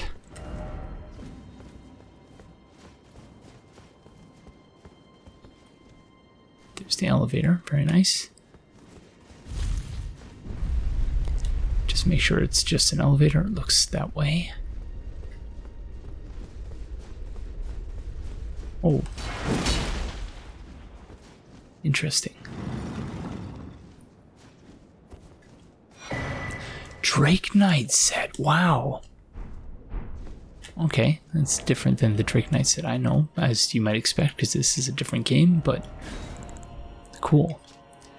Black iron helm worn by Drake Knights features the spoils of a dragon catch as an emblem of pride as both dragon hunter and partaker of communion.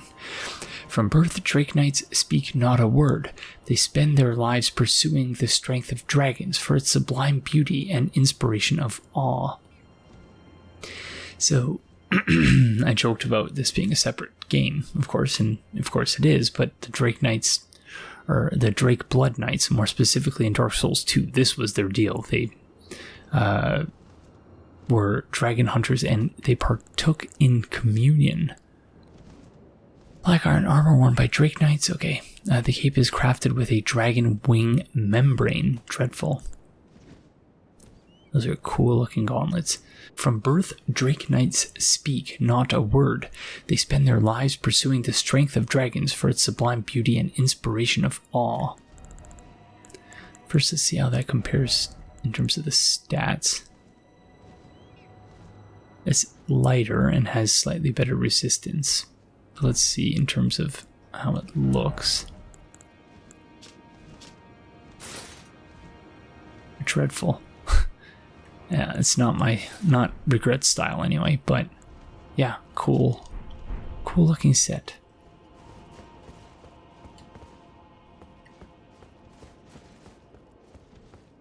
You know, we've still not met Hora Low anywhere. Don't know when we would, but I think we've met the rest of the champions who were introduced in the intro cinematic, but I may have just missed Hora Low.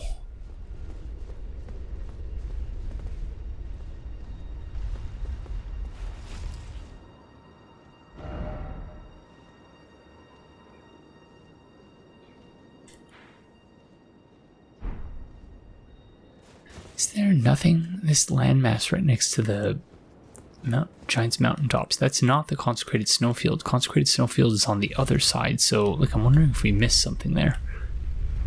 The answer is almost certainly yes, given my history, but oh gosh darn it. Was there extra stuff here too? Okay, there is an extra level, but I don't know if there's any stuff there, so gosh, we have to ride this up now and then ride it down. I might as well just hop off and see what happens. Oh, okay. We should have rode it all the way up.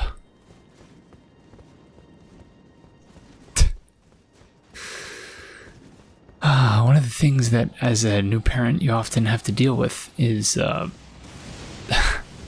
having nursery rhymes stuck in your head. And I thought we were gonna fall to our death there. And the one I have in the mind at the moment, given what we're currently doing, is take the elevator up, you take the elevator down, you take the elevator up, take the elevator down.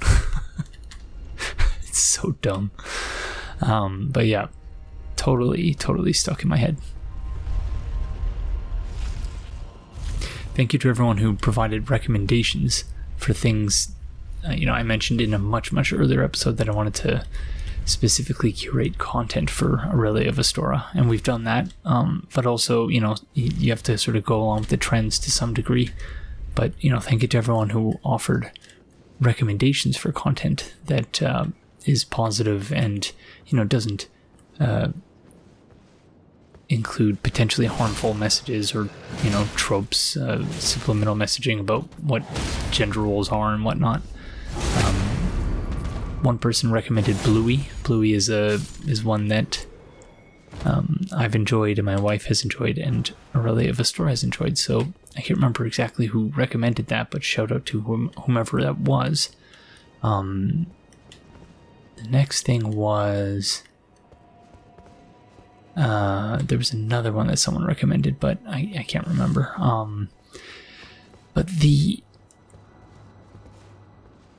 programming of choice right now, and I'm sure any of those of you out there who have infants of your own will probably have guessed this based on the song, the elevator song I just sang. It's a channel called Miss Rachel, and everything is just so, yeah, it's very sweet and wholesome. Oh wait, hold on. Ugh. It's a very sweet and wholesome channel. But yeah, the songs really get stuck in your head.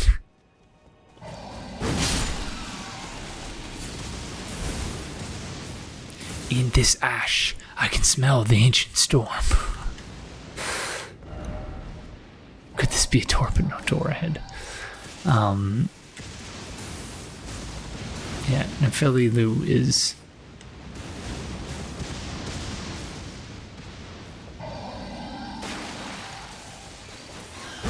It's amazing how she can get stuck on that one thing and never move past it, seemingly.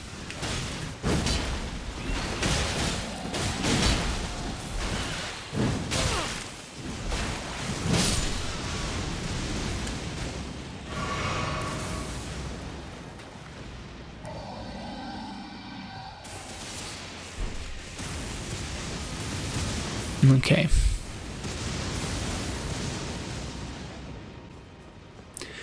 Those of you who have been around for a while, and by a while I mean 2015, going back to my Bloodborne blind playthrough, will know that I'm not typically a huge fan of this type of level design where there's a friend sort of launching attacks at you from a distance as you go through an area. Earliest example of this on the channel would have been Jura in Bloodborne. During my blind playthrough in Old Yharnam, I just hated him. I ended up loving Jura in the end, and still think he's one of the cooler NPCs FromSoft has ever had, or created, I should say.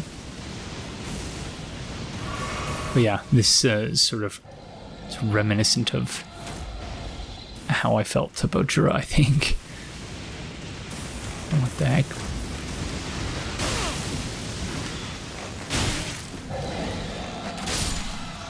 Okay, that's perhaps an easier way to deal with the birds. Okay, shall we go deal with this dragon then?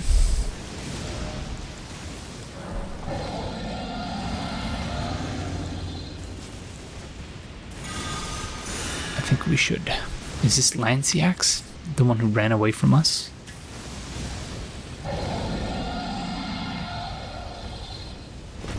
In the Altus Plateau.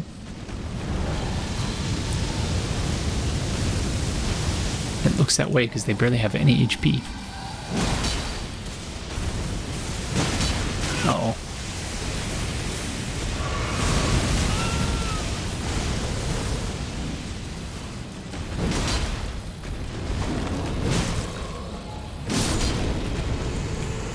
Okay, that wasn't as difficult as I was expecting it to be.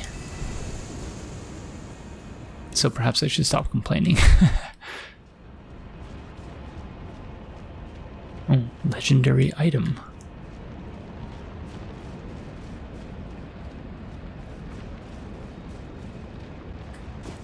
There's no corpse. Somber ancient dragon smithing stone. So that... Well... You know, we might actually... We have 7 slabs and 5 twinkling slabs, essentially.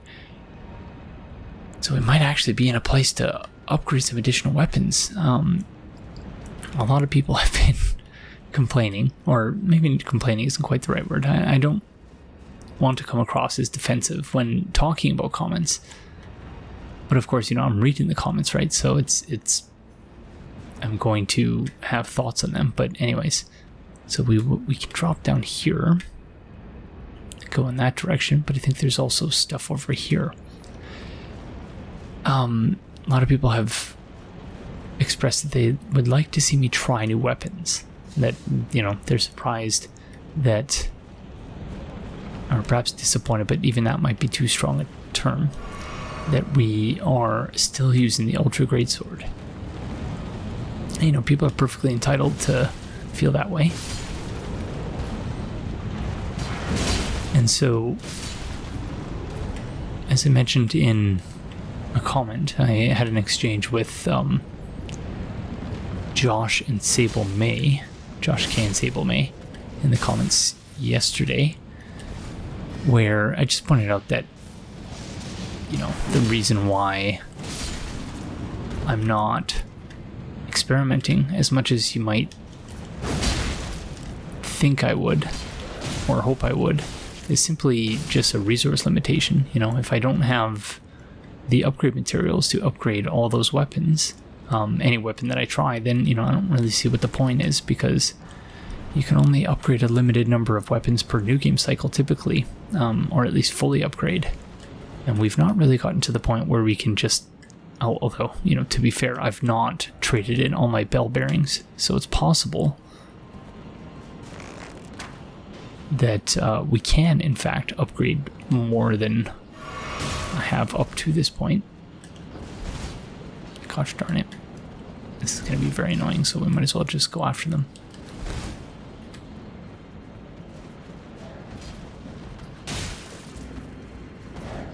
Thankfully, it doesn't have severe knockback,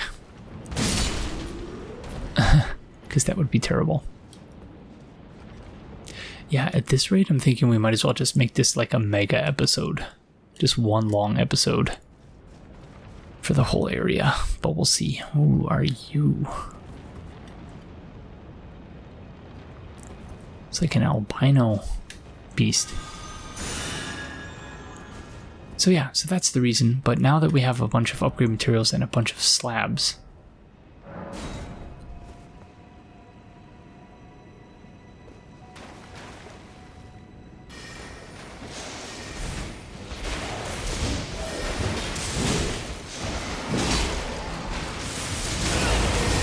oh, that hurts.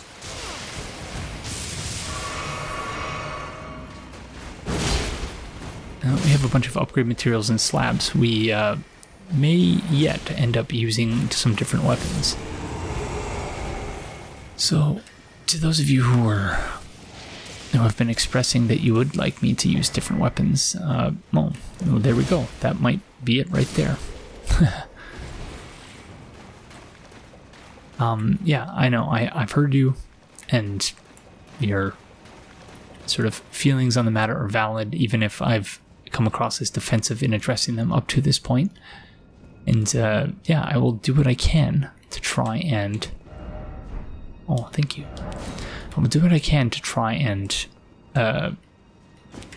present a bit more variety in terms of my gameplay.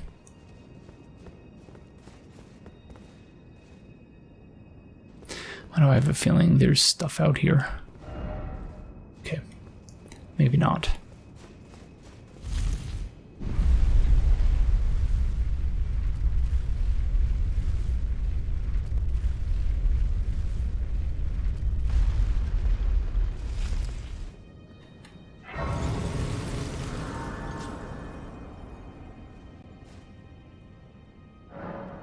Beside the Great Bridge.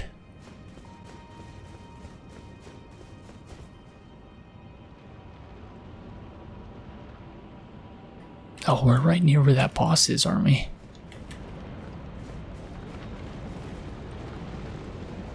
Indeed. Okay, interesting.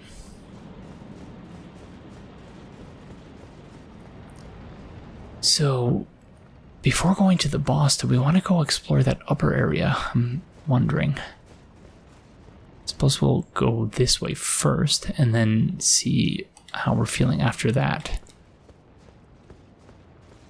More Deathroot over here. So where the heck in the world, where the heck was Farum Azula situated? My initial guess was like it was here, but I don't see where. Unless it was here. The other question I have is, why did we warp here?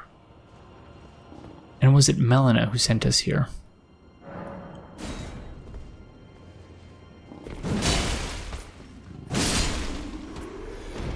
Yeah, I don't think we've... Oh, I probably should have leveled up, but that's okay.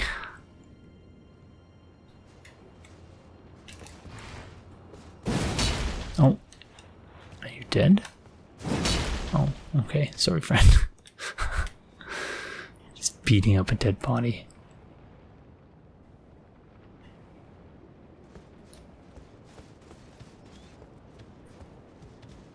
This one is not dead.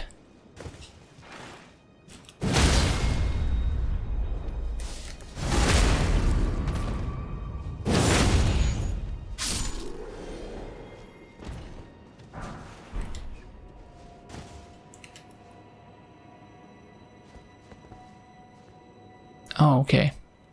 Underneath is that side. Okay, I know exactly where we are now.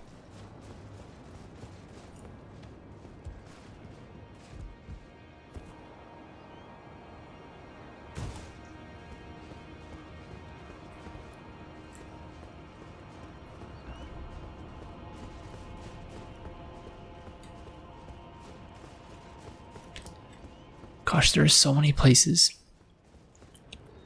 to take screenshots. Oh, hello, friend. Long time no see. I thought we were cool.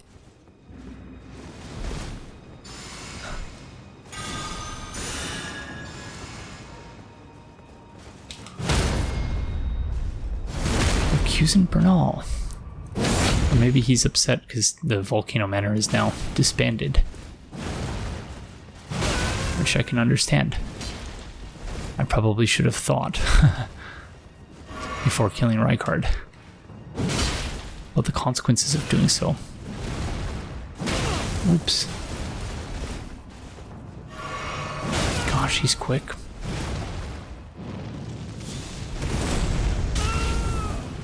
Well played.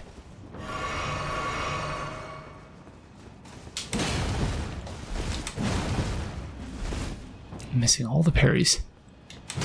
Wow, that one attack is so quick.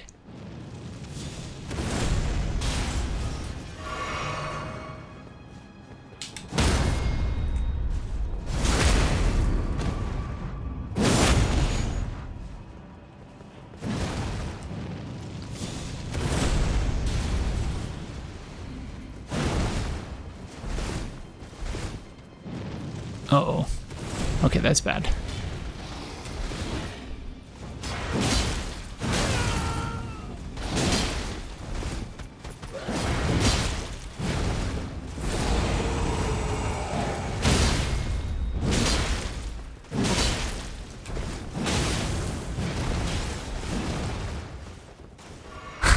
This is not good, friends.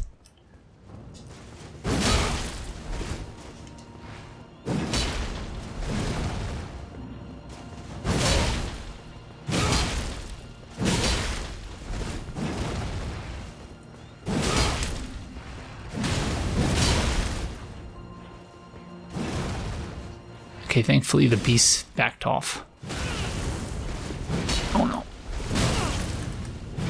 Oh no. I got greedy. No. That was close. Blasphemous Claw, Devourer's Scepter. Wow, what a boon. Holy moly, macaroni. Okay, let's deal with these friends first. Thank you for your patience, friends. I appreciate it.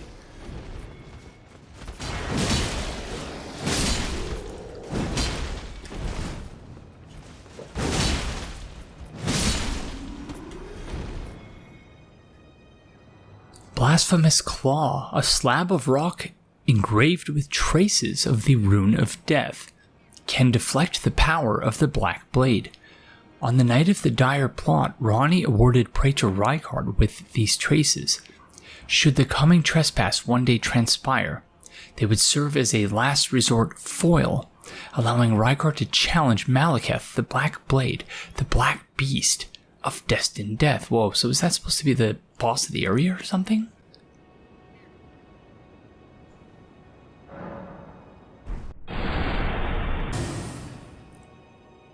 Interesting. Oh yeah, so you'll notice that we're in a completely different place, and that's because after we defeated, what's his face, the invader, I had to go.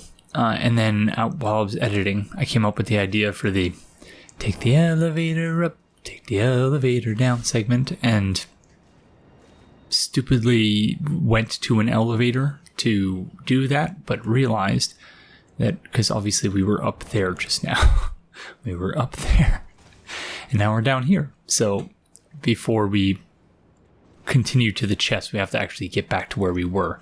I should have just waited because, yeah. But I was editing that part of the episode and I was like, okay, I might as well just do it now. But anyways. So, the effects of the Black Blade. So, are we fighting Maliketh here? I keep saying that. Well, when are we going to find Maliketh? Where is he? Might be getting closer. Wow, we have a lot of bell bearings to trade in, so we should make sure we do that soon. Gelmir's Fury, one of the sorceries developed from the magma of Mount Gelmir, conjures a surge of magma from the earth covering the area. Charging extends the surge of magma. This sorcery is held to represent the fury of the volcano, but the arrogance of attempting to harness it is solely that of men and serpents. Devourer's Scepter. Scepter in the shape of a serpent devouring the world. This weapon will one day become the very symbol of the Lord of Blasphemy, one of the legendary armaments, a vision of the future, briefly seen by Rykard in his final moments before being devoured by the Great Serpent. Unique skill, Devourer of Worlds. Charge the scepter with magic and strike it against the ground to steal the HP of all nearby enemies. Oh, so that's the attack that he was doing. Very, very cool. We don't have the dex required to wield it, unfortunately, but be interested in seeing a little bit more closely what it looks like.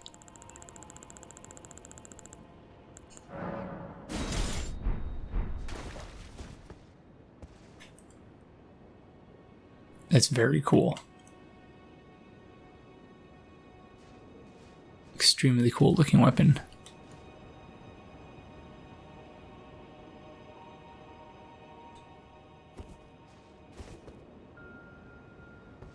And of course, hands. The planet is being held up by hands and fingers. There's bound to be some sort of symbolism there that I'm not understanding at the moment, but perhaps we'll return to that. Silver helm engraved with tiny beasts, worn by Bernal, the recusant. The beasts, their eyes and ears covered, represent an oath. See nothing, hear nothing, doubt nothing, and carry on along the path set in stone. Silver armor engraved with tiny beasts, worn by Bernal, the recusant. Beasts are drawn to champions and to lords, and this armor befits a champion worthy of becoming a lord, and that is what Bernal was. Until his maiden threw herself into the fire. Wow, that's grim. Wonder what that's about. Yeah, it's alright. It's not really my style. Yeah, I'd say that doesn't really suit the fancy look we're going for. So, we'll just stick with our current getup. Okie dokie, so now the question is, do we want to try and run to where we need to go? Oh, there's an item there we've not looted yet. It's probably an arteria leaf or something like that.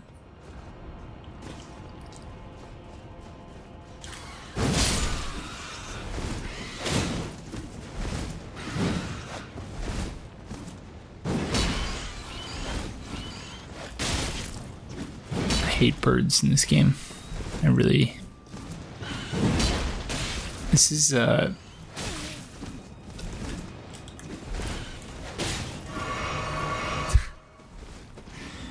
This is what I get for being so committed to my bits. Like, that elevator joke Take the elevator up, take the elevator down. Like, I think maybe only like 5 of you out there will get a real kick out of that. Those of you who are familiar with the song and maybe have young ones of your own will probably find that hilarious. You know what we could do to help us get there, actually? We have all that stuff that we can use for sneaking, so why don't we just use that? So that eliminates our sound, and this one...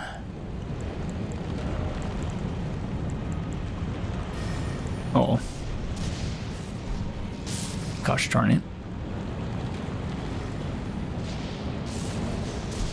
Okay, that's not fair, friend. Okay, well, sound is good enough, I guess.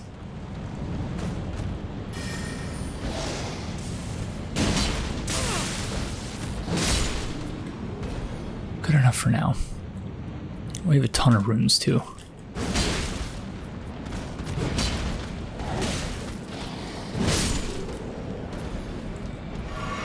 Not many flasks remaining.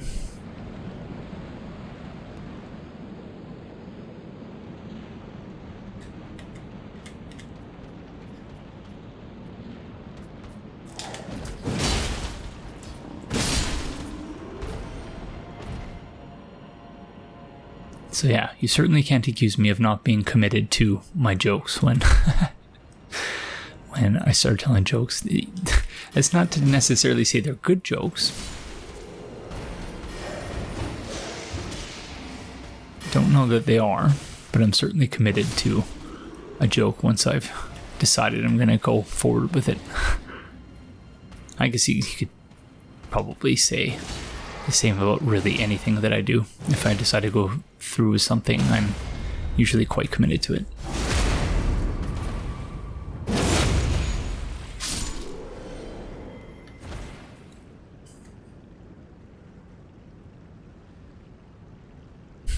It's funny how much of my time I spend thinking about jokes in relation to the idea of the fingers and the fingers being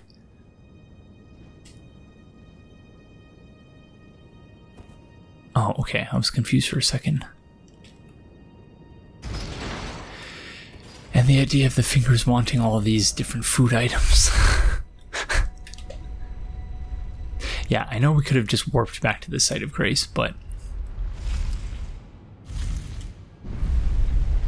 why do that when you can just waste 10 minutes of recording time? I suppose my concern was the possibility that we would respawn a bunch of friends and then, yeah. Did we know? Oh, I was going to say, did we know we could ascend here? But I think that's the path we took in heading in that direction. So up is the boss and down is... Okay, never mind. Yeah, we did know. Again, apologies. I know 95 to 99% of you will totally understand and be empathetic about the extent to which I get confused within a given episode. Because you understand the context in which I'm recording, which is, you know, micro recording sessions. But yeah, for those of you who maybe are a bit annoyed about this, just know that I apologize. So this is like a king with a queen, I guess, or vice versa, carrying 2 small children. It looks like they both have kids in their arms, their right arms. And this one is another person with a small kid in their right arm. Some death root. So yeah, weird that there's human statues, unless this place was originally intended to be...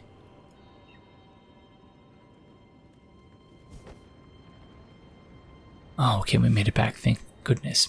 Unless this place was originally intended to be for humans and not beasts.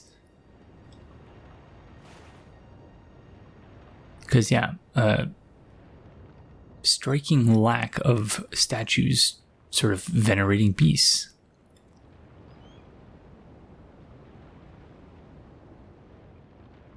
Look at this place. Absolutely stunning.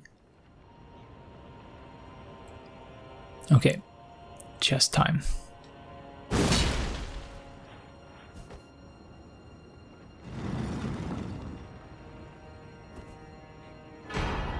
Old Lord's Talisman. A legendary talisman depicting the ancient king whose seat lies at the heart of the storm beyond time. Okay. Extends the duration of sorceries and incantations. It is said that the ancient royal city of Farum Azula has been slowly crumbling since time immemorial.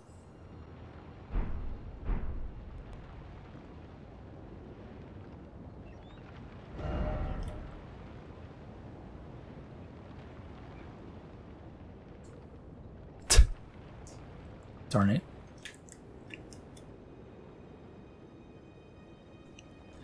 Okay, so I guess that's it for this side area. Yeah, we still have to go back to that area where we found Alexander. I honestly don't even remember where the heck that was, though.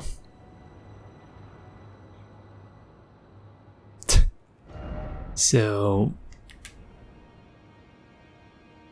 yeah, let's...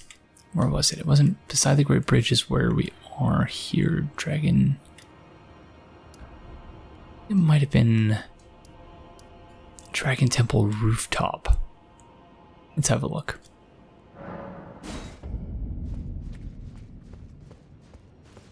Alright. Where were we? It has actually been just over 2 weeks since I last recorded, or I should say since I recorded the previous segment prior to warping, at which point I realized, of course, that I was warping to the wrong site of grace, and I believe we are now in the right place. Oh, wow, I wasn't sure if you friends could follow me. Well done. You've done well. So, yeah, we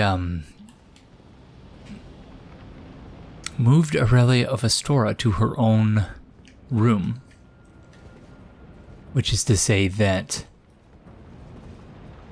what was previously my office has now become her room, and my office has moved into sort of the corner of the bedroom. So this is where we fought Alexander, Rip Friend. And yeah, so you'll have to forgive me for taking a moment to get caught up here. Thanks for the rating, friends. Because yeah, as I mentioned, it's been, I think, just over 2 weeks.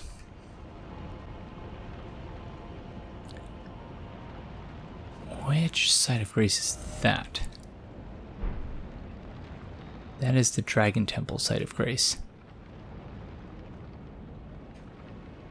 So yeah, Aurelia of Astora unfortunately has not been sleeping tremendously well in her own room. So it has been a dreadful couple of weeks. Everything is much harder when you've not slept exceptionally well. And yeah, that's been our lives for the last couple of weeks, I suppose.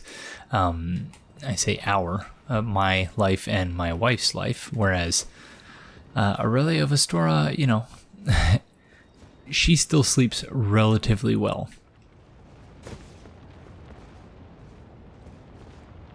You can hear the neighbor's dog going bonkers upstairs, so not sure if you'll be able to hear that on the microphone. Again, usually when I say that, you actually can't hear anything, so I might just be saying that for no reason.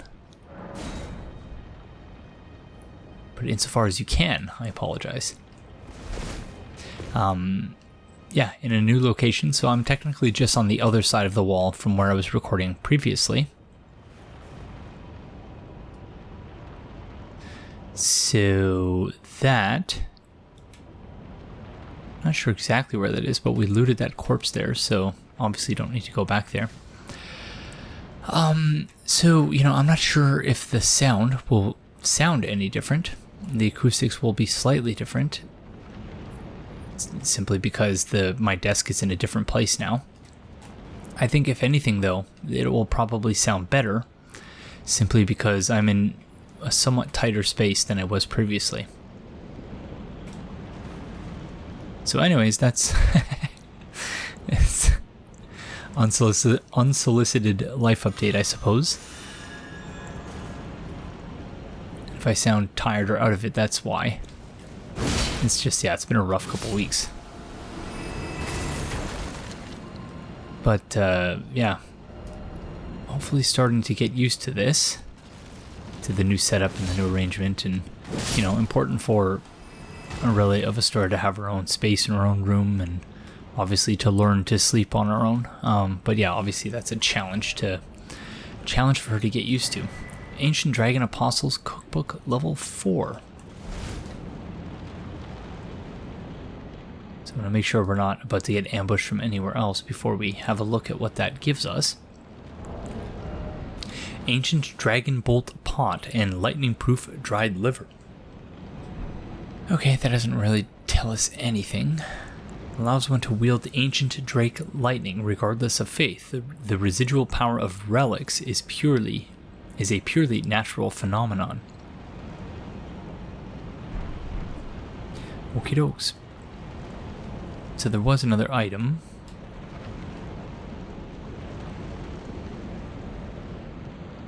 Where was it? Just around the corner here.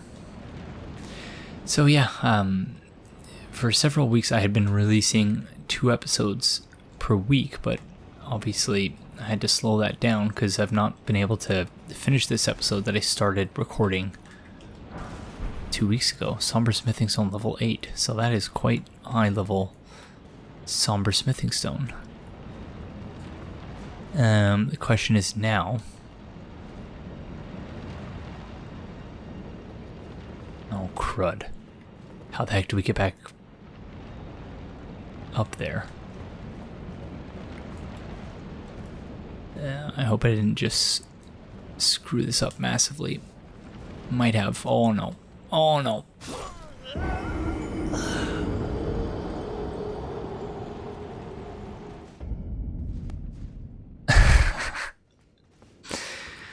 Welcome back, Aegon. Elden Ring missed you. Certainly the gravity in the world missed me. That was absolutely dreadful. Good times.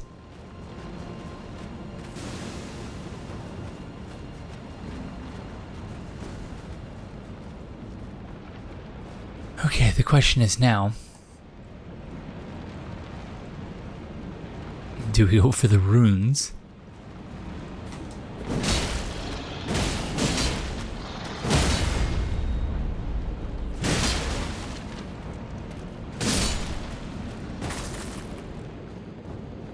And in so doing,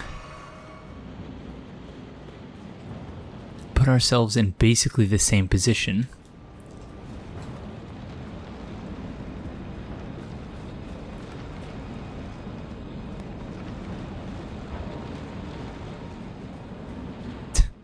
That friend is still after us, I suppose.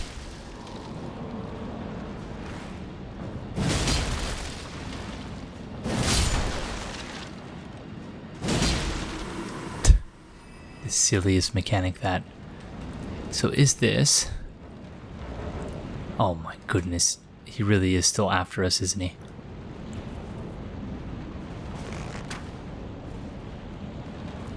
Because I'd like to check whether we've unlocked that Site of Grace. Oh gosh darn it. Yeah, because I guess there's not really anywhere to go from here, so maybe I didn't put myself in such a terrible position after all.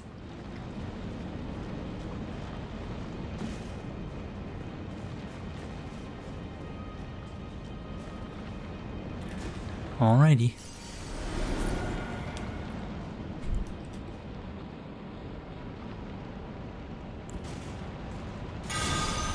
Okay, where did that friend go?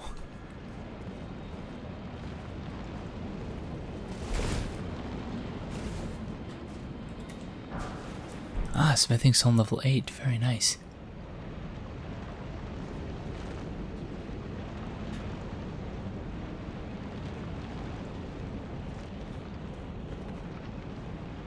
Yeah, I'm not sure where to go from here.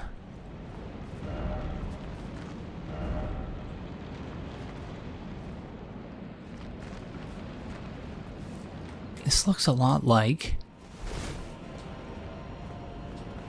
the spot where we had the preview to the area, but I know it's not that.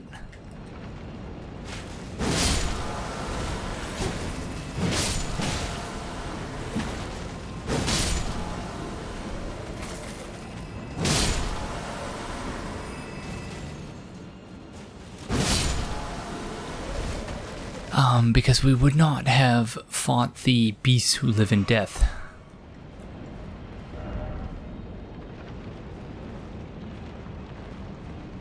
At least I don't think so.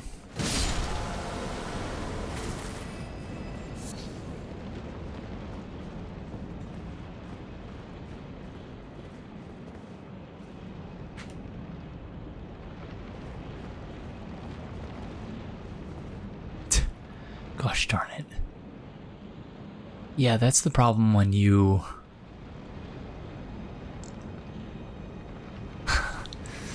have several weeks between recording time and you're not exceptionally good with navigating areas to begin with. It creates this sort of double bind. No item. Okay, thank you, friends. I appreciate your kind guidance. But yeah, so I had to slow down the release of episodes temporarily. But you know, from here on out, I'm hoping at least I'll still be able to record one episode per week. But yeah, I'm not sure how likely that is at this point. I may have mentioned in the previous recording session or earlier in the episode that at a certain point, babies go through, well, at a certain point, at several points in their first year plus, babies go through what are called sleep regressions, where their sleep gets worse. Oh, crud. There's usually good reasons for that, related to their development. And that's basically what we're dealing with now, but it's one of the hardest hitting regressions possible. Oh, have we seen one of these friends with a fire attack before? I don't know that we have. Well done, though. Oh, what the? Where are you even shooting me from?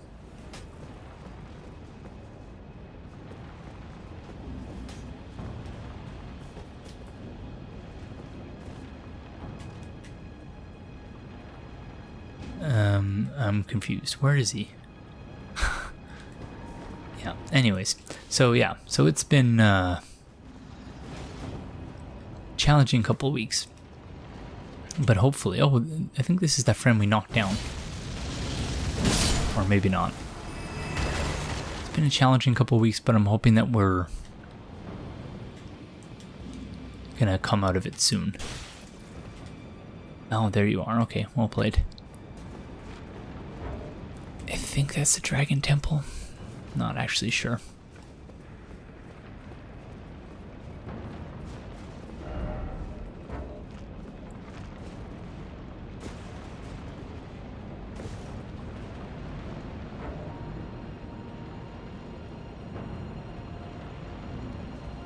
Okay then.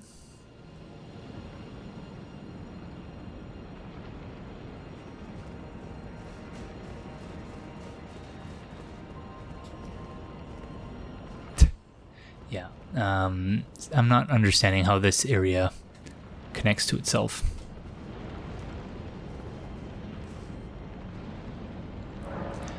Okay, I guess we'll go back to the beside the Great Bridge site of grace.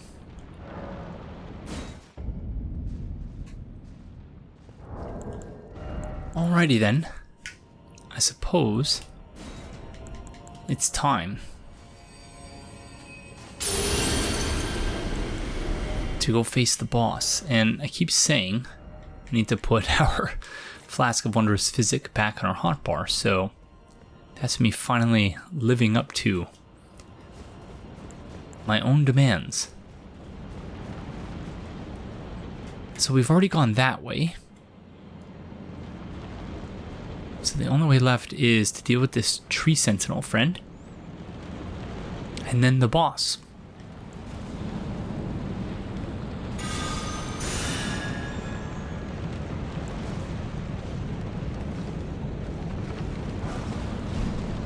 Rune level 12.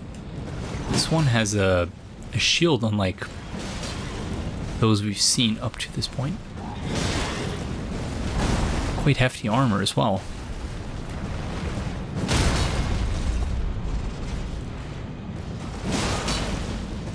Oh, out of stamina. That's bad. Oh, so they have... Whoa! Fortisex lightning.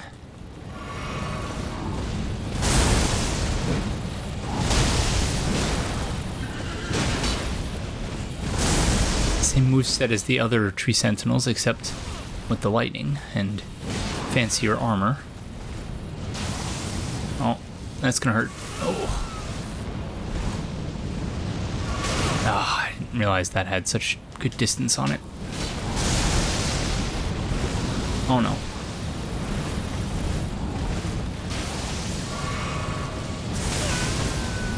Dodged way too early. Too late. Gotta get the Goldilocks dodge here. Yes, I did it. No, gosh darn it.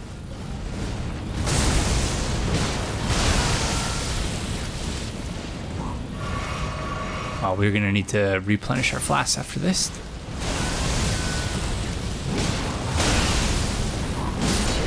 That was close.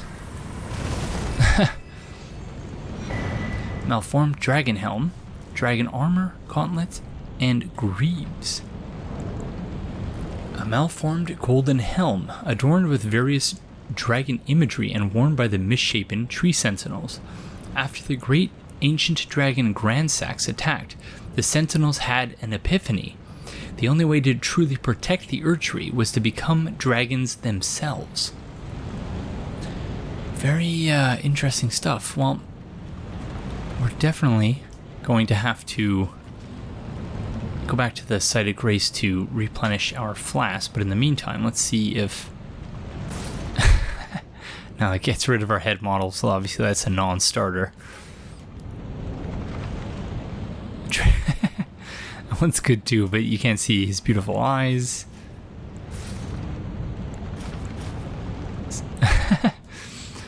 Surprisingly, the white mask doesn't actually replace your head model.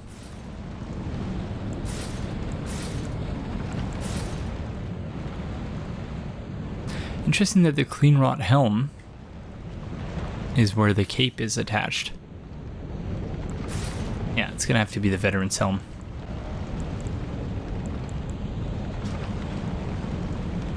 Okay, so this is heavier, but has significantly better stats. Yeah, I think we'll probably just stick to what we have.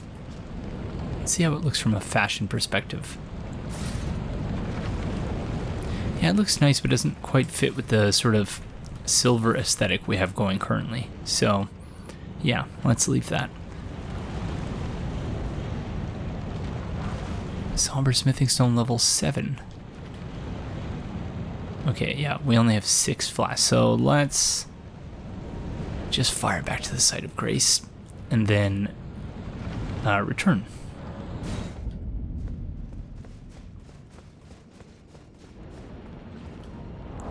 I don't know if it'd be worth leveling up. No, we need 22,000 runes. It's too many. Thankfully, that tree sentinel friend was only a single spawn.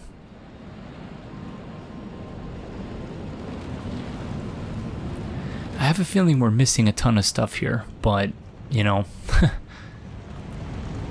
I also don't really remember, because this episode has been recorded over the course of multiple weeks, so it's really hard for me to say. So I do know that we have a boss here, though, so let's get to it.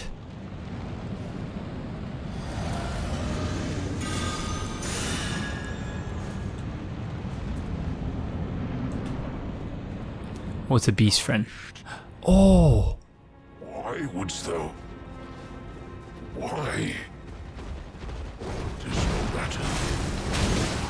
I hereby vow the destined death shall not be stolen again. Okay, so this is Grank?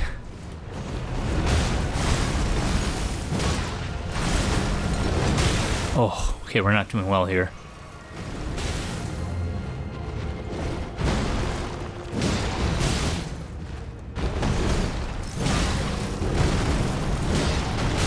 Oh.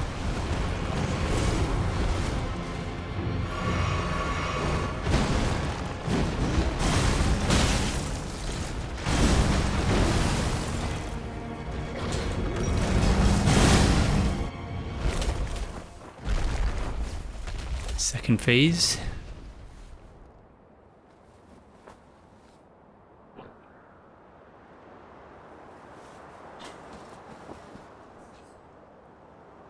Uh-oh. O death, become my blade once more.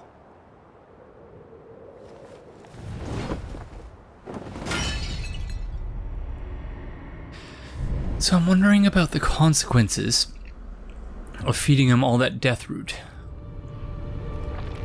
Would this boss fight be any different had we not fed him all that death root? Whoa. Okay, looking much fancier there, friend.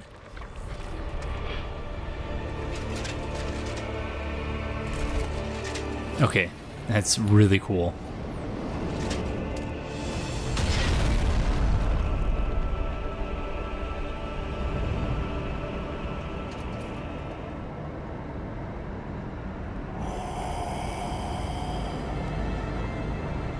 Yep.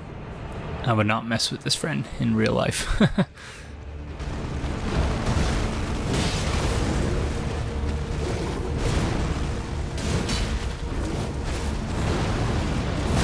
Very reminiscent of the friends I likened to the Irithilian Knights. Oh, yeah, okay, so that's that same effect that we've seen, the Death Blades, where it reduces your HP, max HP. Oh, wait! Maliketh? Okay. I missed that reveal for a few seconds.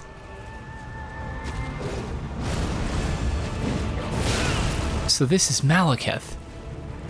I was not expecting Maliketh to be Grank, unless all beasts just sort of have that same voice. Oh wow, that's draining our HP very quickly.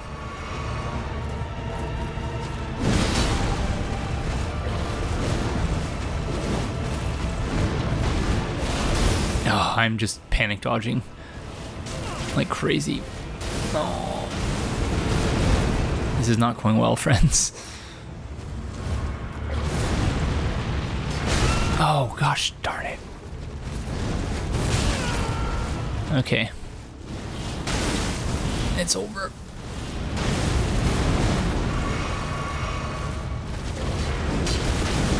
Gosh darn it.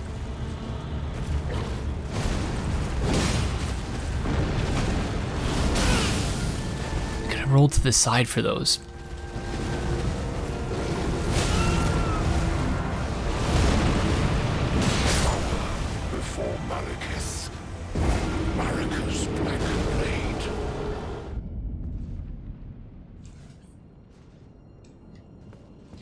Okay, so Maliketh is Marika's Black Blade.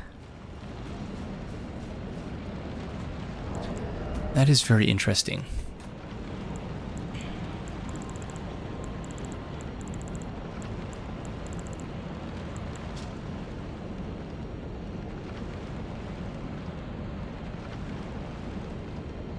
The Golden Order was created by confining destined death. Thus, this new order will be one of death restored.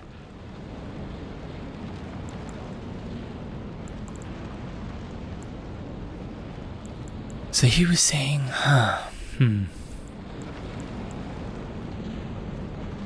Someone stole a fragment of death from Maliketh the Black Blade and imbued its power into the assassin's daggers.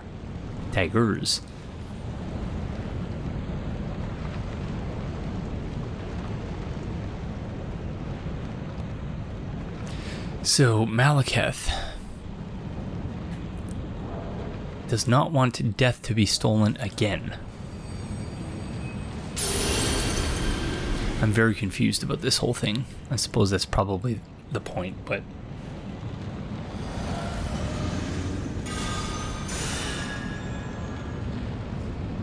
Okay, we have to not lose much HP in this first phase.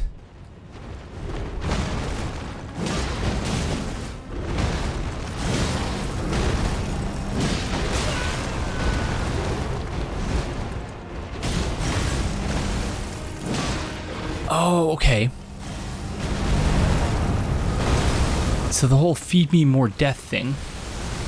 So he was basically getting us to return death from around the world. That's really quite interesting. Because the whole thing with the death root... Oh gosh, darn it.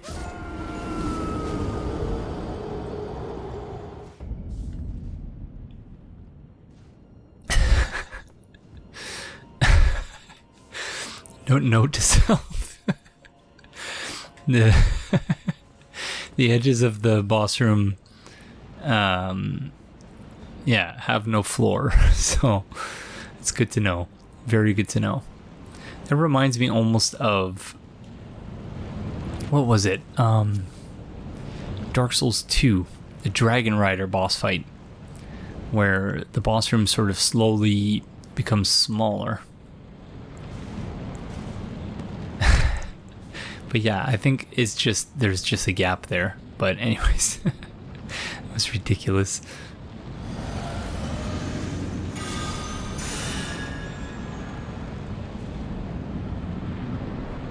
Yeah, there's just no floor there.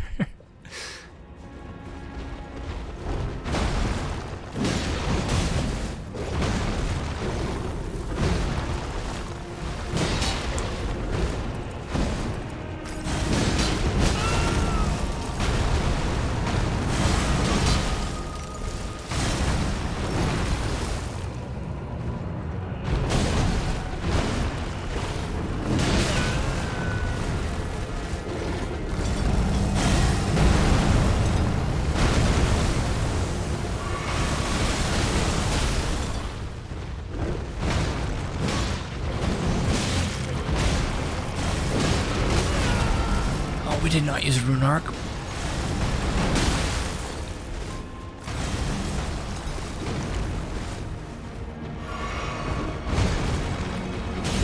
Question is, can we use one really quickly?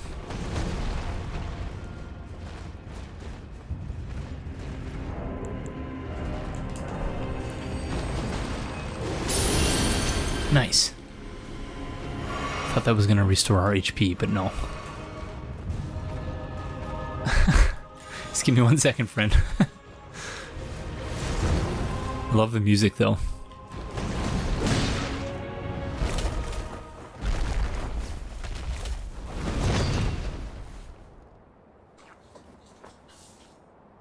Okay, I'm going to use this opportunity to finish my coffee and look for additional lore clues. Oh, death. Become my blade once more.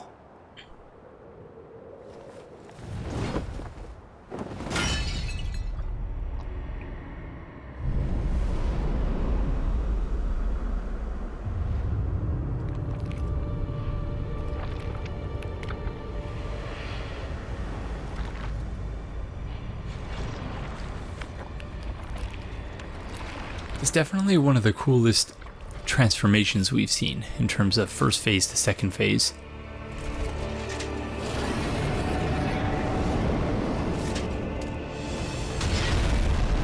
Okay, we have to dodge to the sides.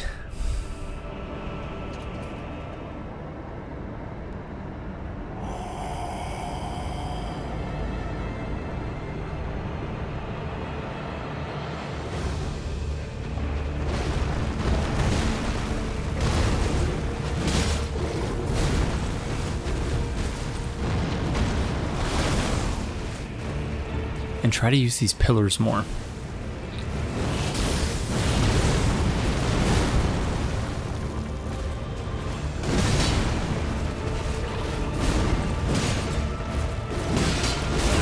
And stop getting greedy.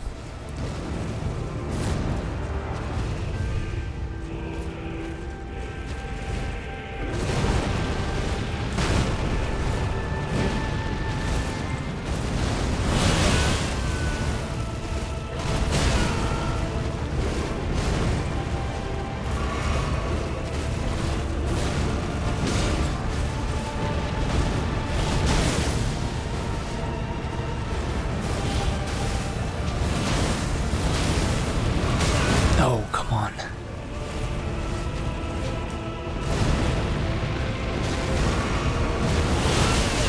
Serves me right for being cheesy.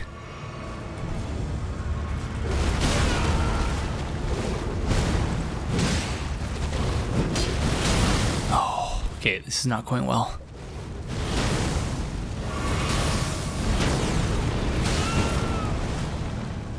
I think I'm relying on the pillars too much. And he's making me pay for it.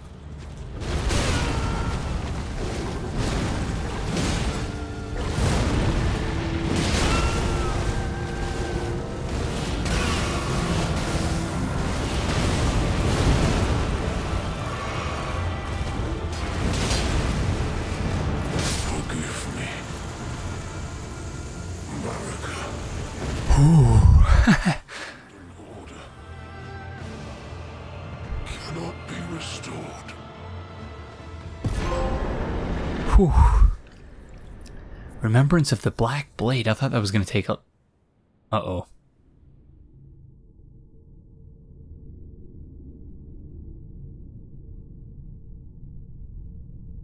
Uh-oh.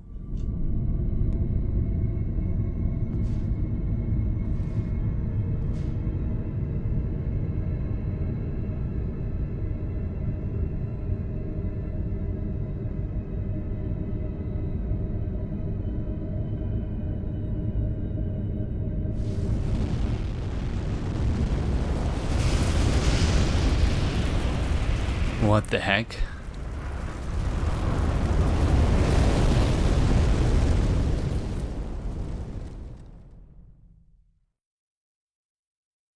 The rune of death is unbound.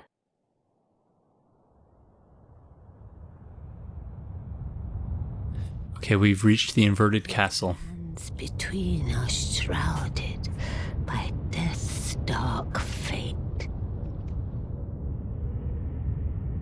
But the flames will also burn the impenetrable thorns. Whoa! Farewell it is then.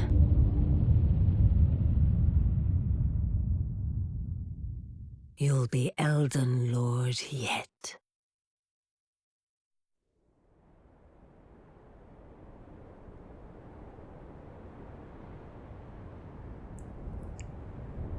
Was that finger reader Enya speaking to us? It does sound like her. Those cheeks. Okay. Yep. We're in the inverted castle.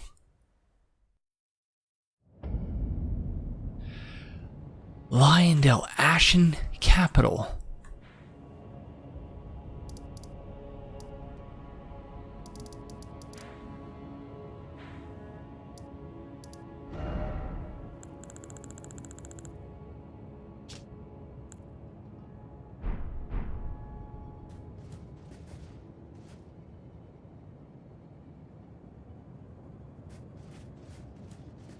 Okay.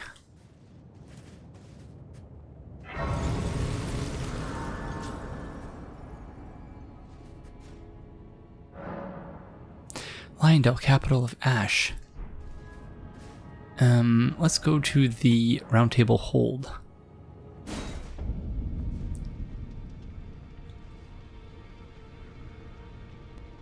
Okay, I want to say it wasn't as on fire last time we were here. Last time it looked like it was embered, but it wasn't actually in flames, I don't think.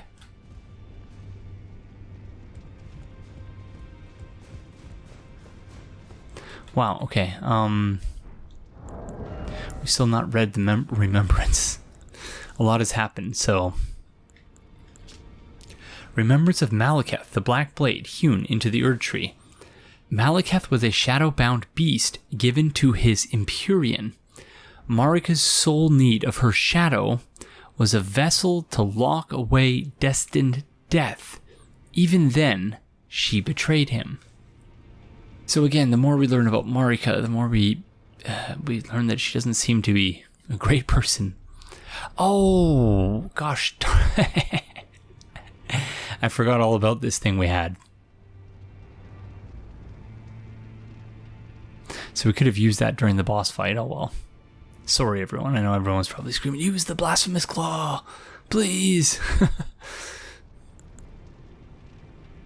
So, Marika is also an Empyrean then.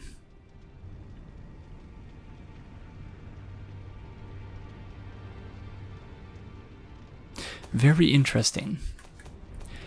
Bloodhound.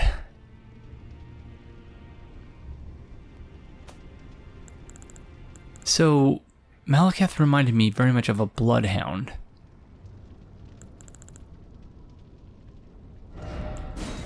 I'm not sure if I'm off base about that, but yeah.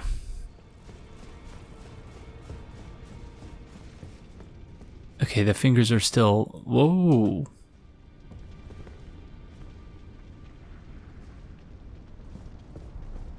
Okay, Enya is dead, it looks like. Sorry, friend. Oh, man.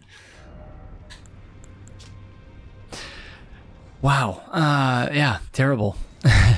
Maliketh's Black Blade, which once harbored the power of the Rune of Death, a sad shadow of its former glory. After a fragment of death was stolen on that fateful night, Maliketh bound the blade within his own flesh, such that none might ever rob death again. Unique skill Destined Death set free the remnants of Destined Death, plunging the greatsword into the ground to summon a myriad of blades.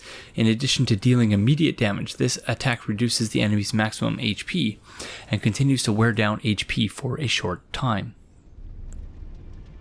Power gleaned from the remembrance of Maliketh. Caster creates an illusory black blade, then leaps forward to deliver a spinning slash that emits a wave of light.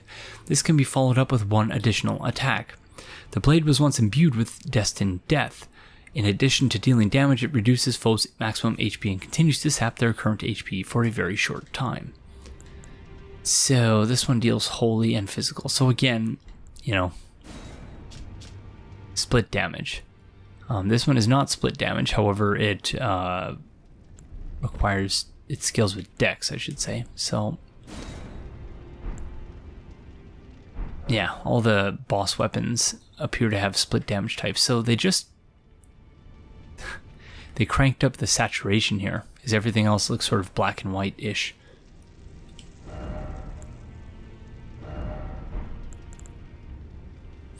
I don't know if there's anything new here. Oh, there is. Maliketh's Helm. Beast's helm made of black iron and decorated with gold, worn by Maliketh, the Black Blade.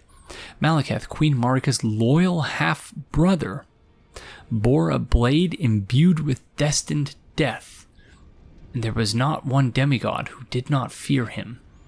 Champions knew what was at stake. Indeed, that is what made them champions.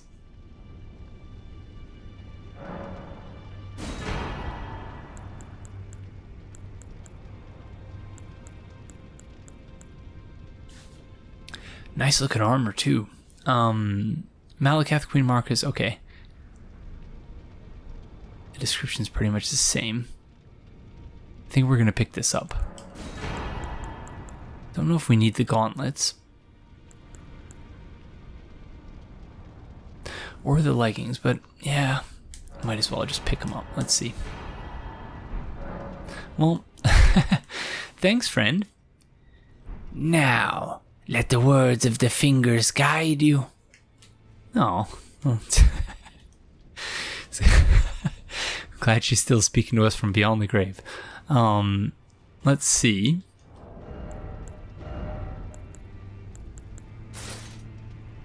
Yeah. Covers up too much of our face. Can't have our face be covered up too much. This is heavier, but has much better stats. Yeah, it's nice. I'm not sure I'm a fan of the thing hanging off, but I assume we can remove that. Let's see. This would be lighter. Oh yeah, because we're using the bull goat stuff.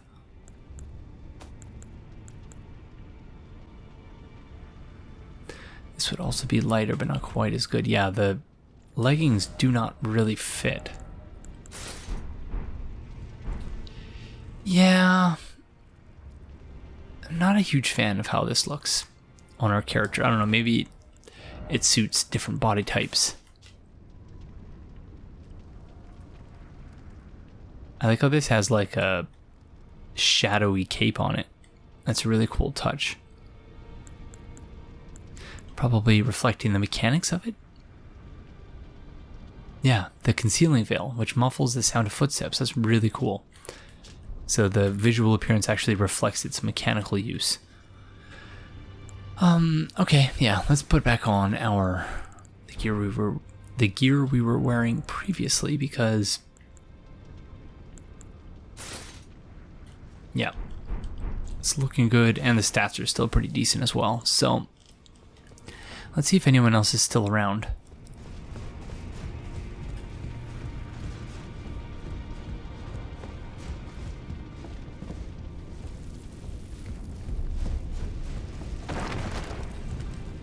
It would seem not.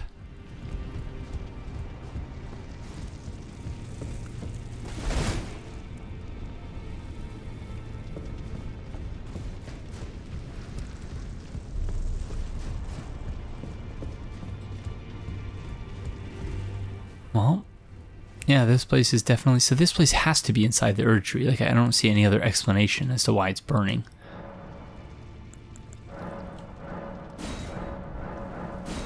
Just gonna offer all of these so that we can see. Oh my goodness, why can't they just put everything in one thing?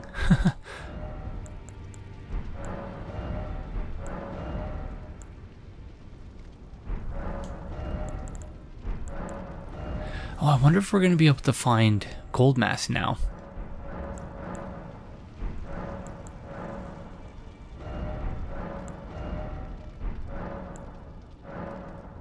Now that the state of Leyndell has changed. Okay, we can purchase up to Smithing Stone level 8, which is fantastic. So yeah, we've basically got... We have the ability at this point to upgrade whatever we want. Which is bad, because my excuse for not upgrading things up to this point has been that we don't have the upgrade materials to do it. Now we do, so I don't know what my excuse is going to be now. Hi, friend. Gosh, what is her name? Roderica. How are you doing? I see. You're here for some spirit tuning. I was actually here to see if you were doing okay.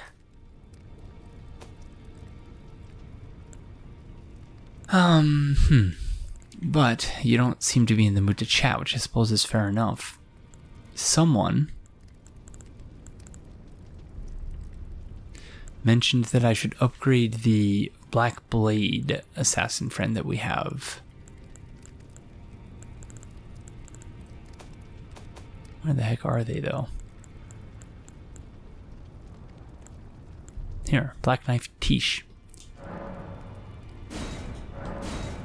We'll give it a shot. Why not?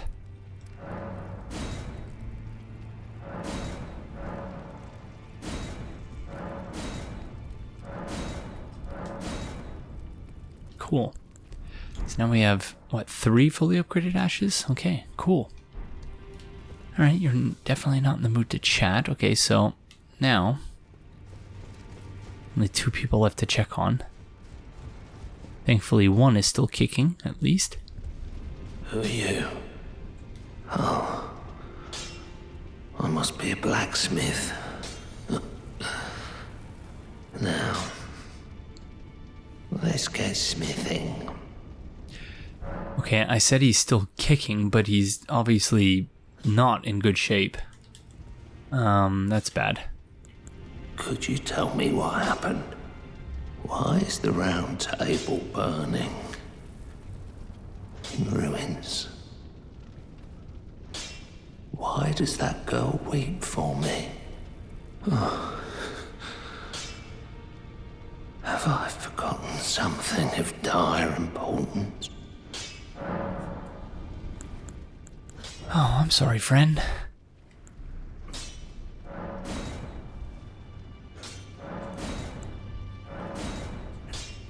Okay, we need 2 more smithing stone level 8 to get our longbow basically fully upgraded. So let's go do that. I suppose it would be a good idea to upgrade the beast seal or whatever it is, the one that makes it scale with strength. Because we're still only at, what, 30 faith? Well, a bit too late now. Oh, now. Sorry, friend.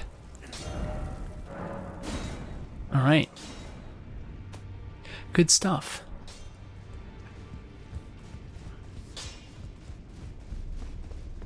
In this ash, I can smell the ancient storm. In this ash, Oh. I can smell the ancient storm. That reminds me. Oh, you're smelling the building around you burning, friend. I think you should just cut your losses and get out. Alright. Yeah, nothing else going on here, I guess. I don't know where... What's his face went. Sir Gideon Offnir. Okay. Next we need to check this site of grace again, because we got warped away right away before we had a chance to actually see what was going on there. So let's have a look.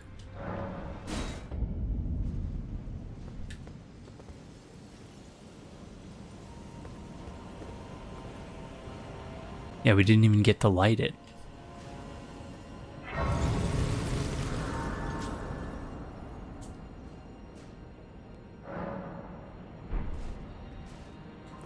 So, first things first. This is presumably the Elden Ring. You can see what I've suggested is Queen Marika's rune here. I'll show you with my bow so you can see what I'm talking about. I think this is Queen Marika's rune here at the top. And then 1, 2, 3, 4... See all the runes there, and then all of these sort of roots are here for the Erd tree.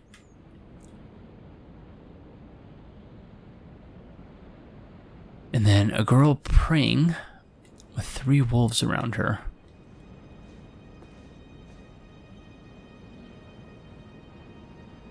And then more of these sort of fossilized beast pillar things. So, what I was saying about the whole Deathroot thing. So, the Black Blade, or at least a shard of the Black Blade, was stolen from Maliketh, and then, or Death was stolen from Maliketh. It was imbued into the Black Blade. The Black Blade was used to murder Godwyn the Golden, and then they embedded Godwyn the Golden into sort of the roots of the Erd tree. And so those roots spread throughout the land as Deathroot. So then, as we were fighting all the different friends throughout the game, we were accumulating Deathroot and bringing it back to Maliketh. We brought it back to Maliketh. Maliketh was consuming it all. So basically reclaiming death. which is very interesting. But I suppose it remains to be seen what the actual consequences of that is.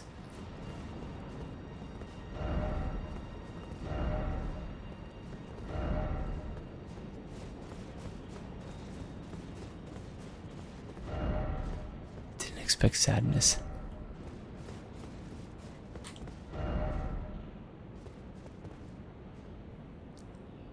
So who is this supposed to be?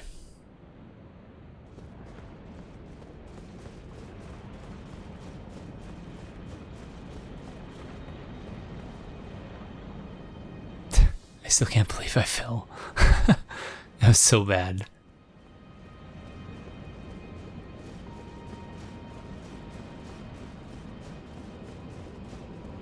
So what are the cosmological consequences then of us having defeated Maliketh, I wonder?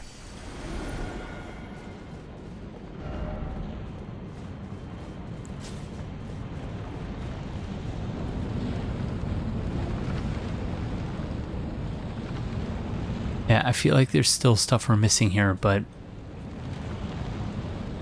at the moment I unfortunately just don't have the energy to search around. But looking at everything, I feel like none of this stuff looks unfamiliar, so, it is what it is, I think. Let's go see if anything has changed at the Bestial Sanctum.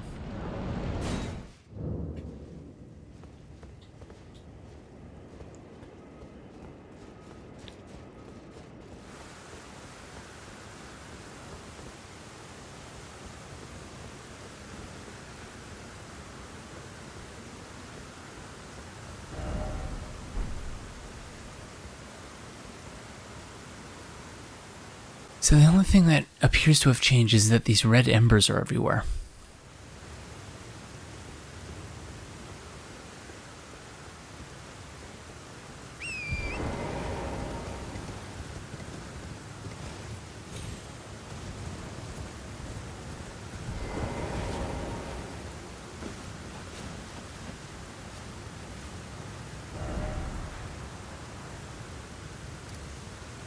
Let's see what it looks like from up here.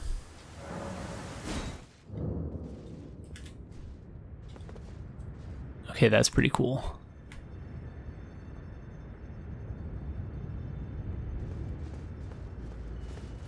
Really, all they did was add a red tint to it, but I'm still like, whoa, look at that. It's amazing. I tend to be easily impressed. Okay, not impressed by this, because it doesn't look like they thought we would be looking at it this close up. Kind of a weird looking effect there.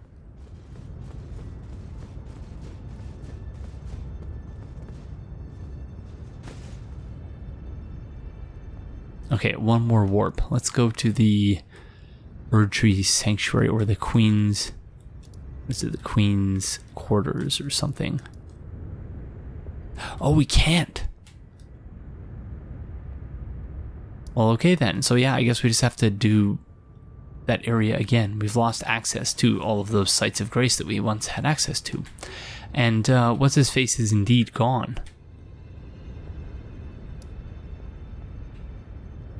Gold mask.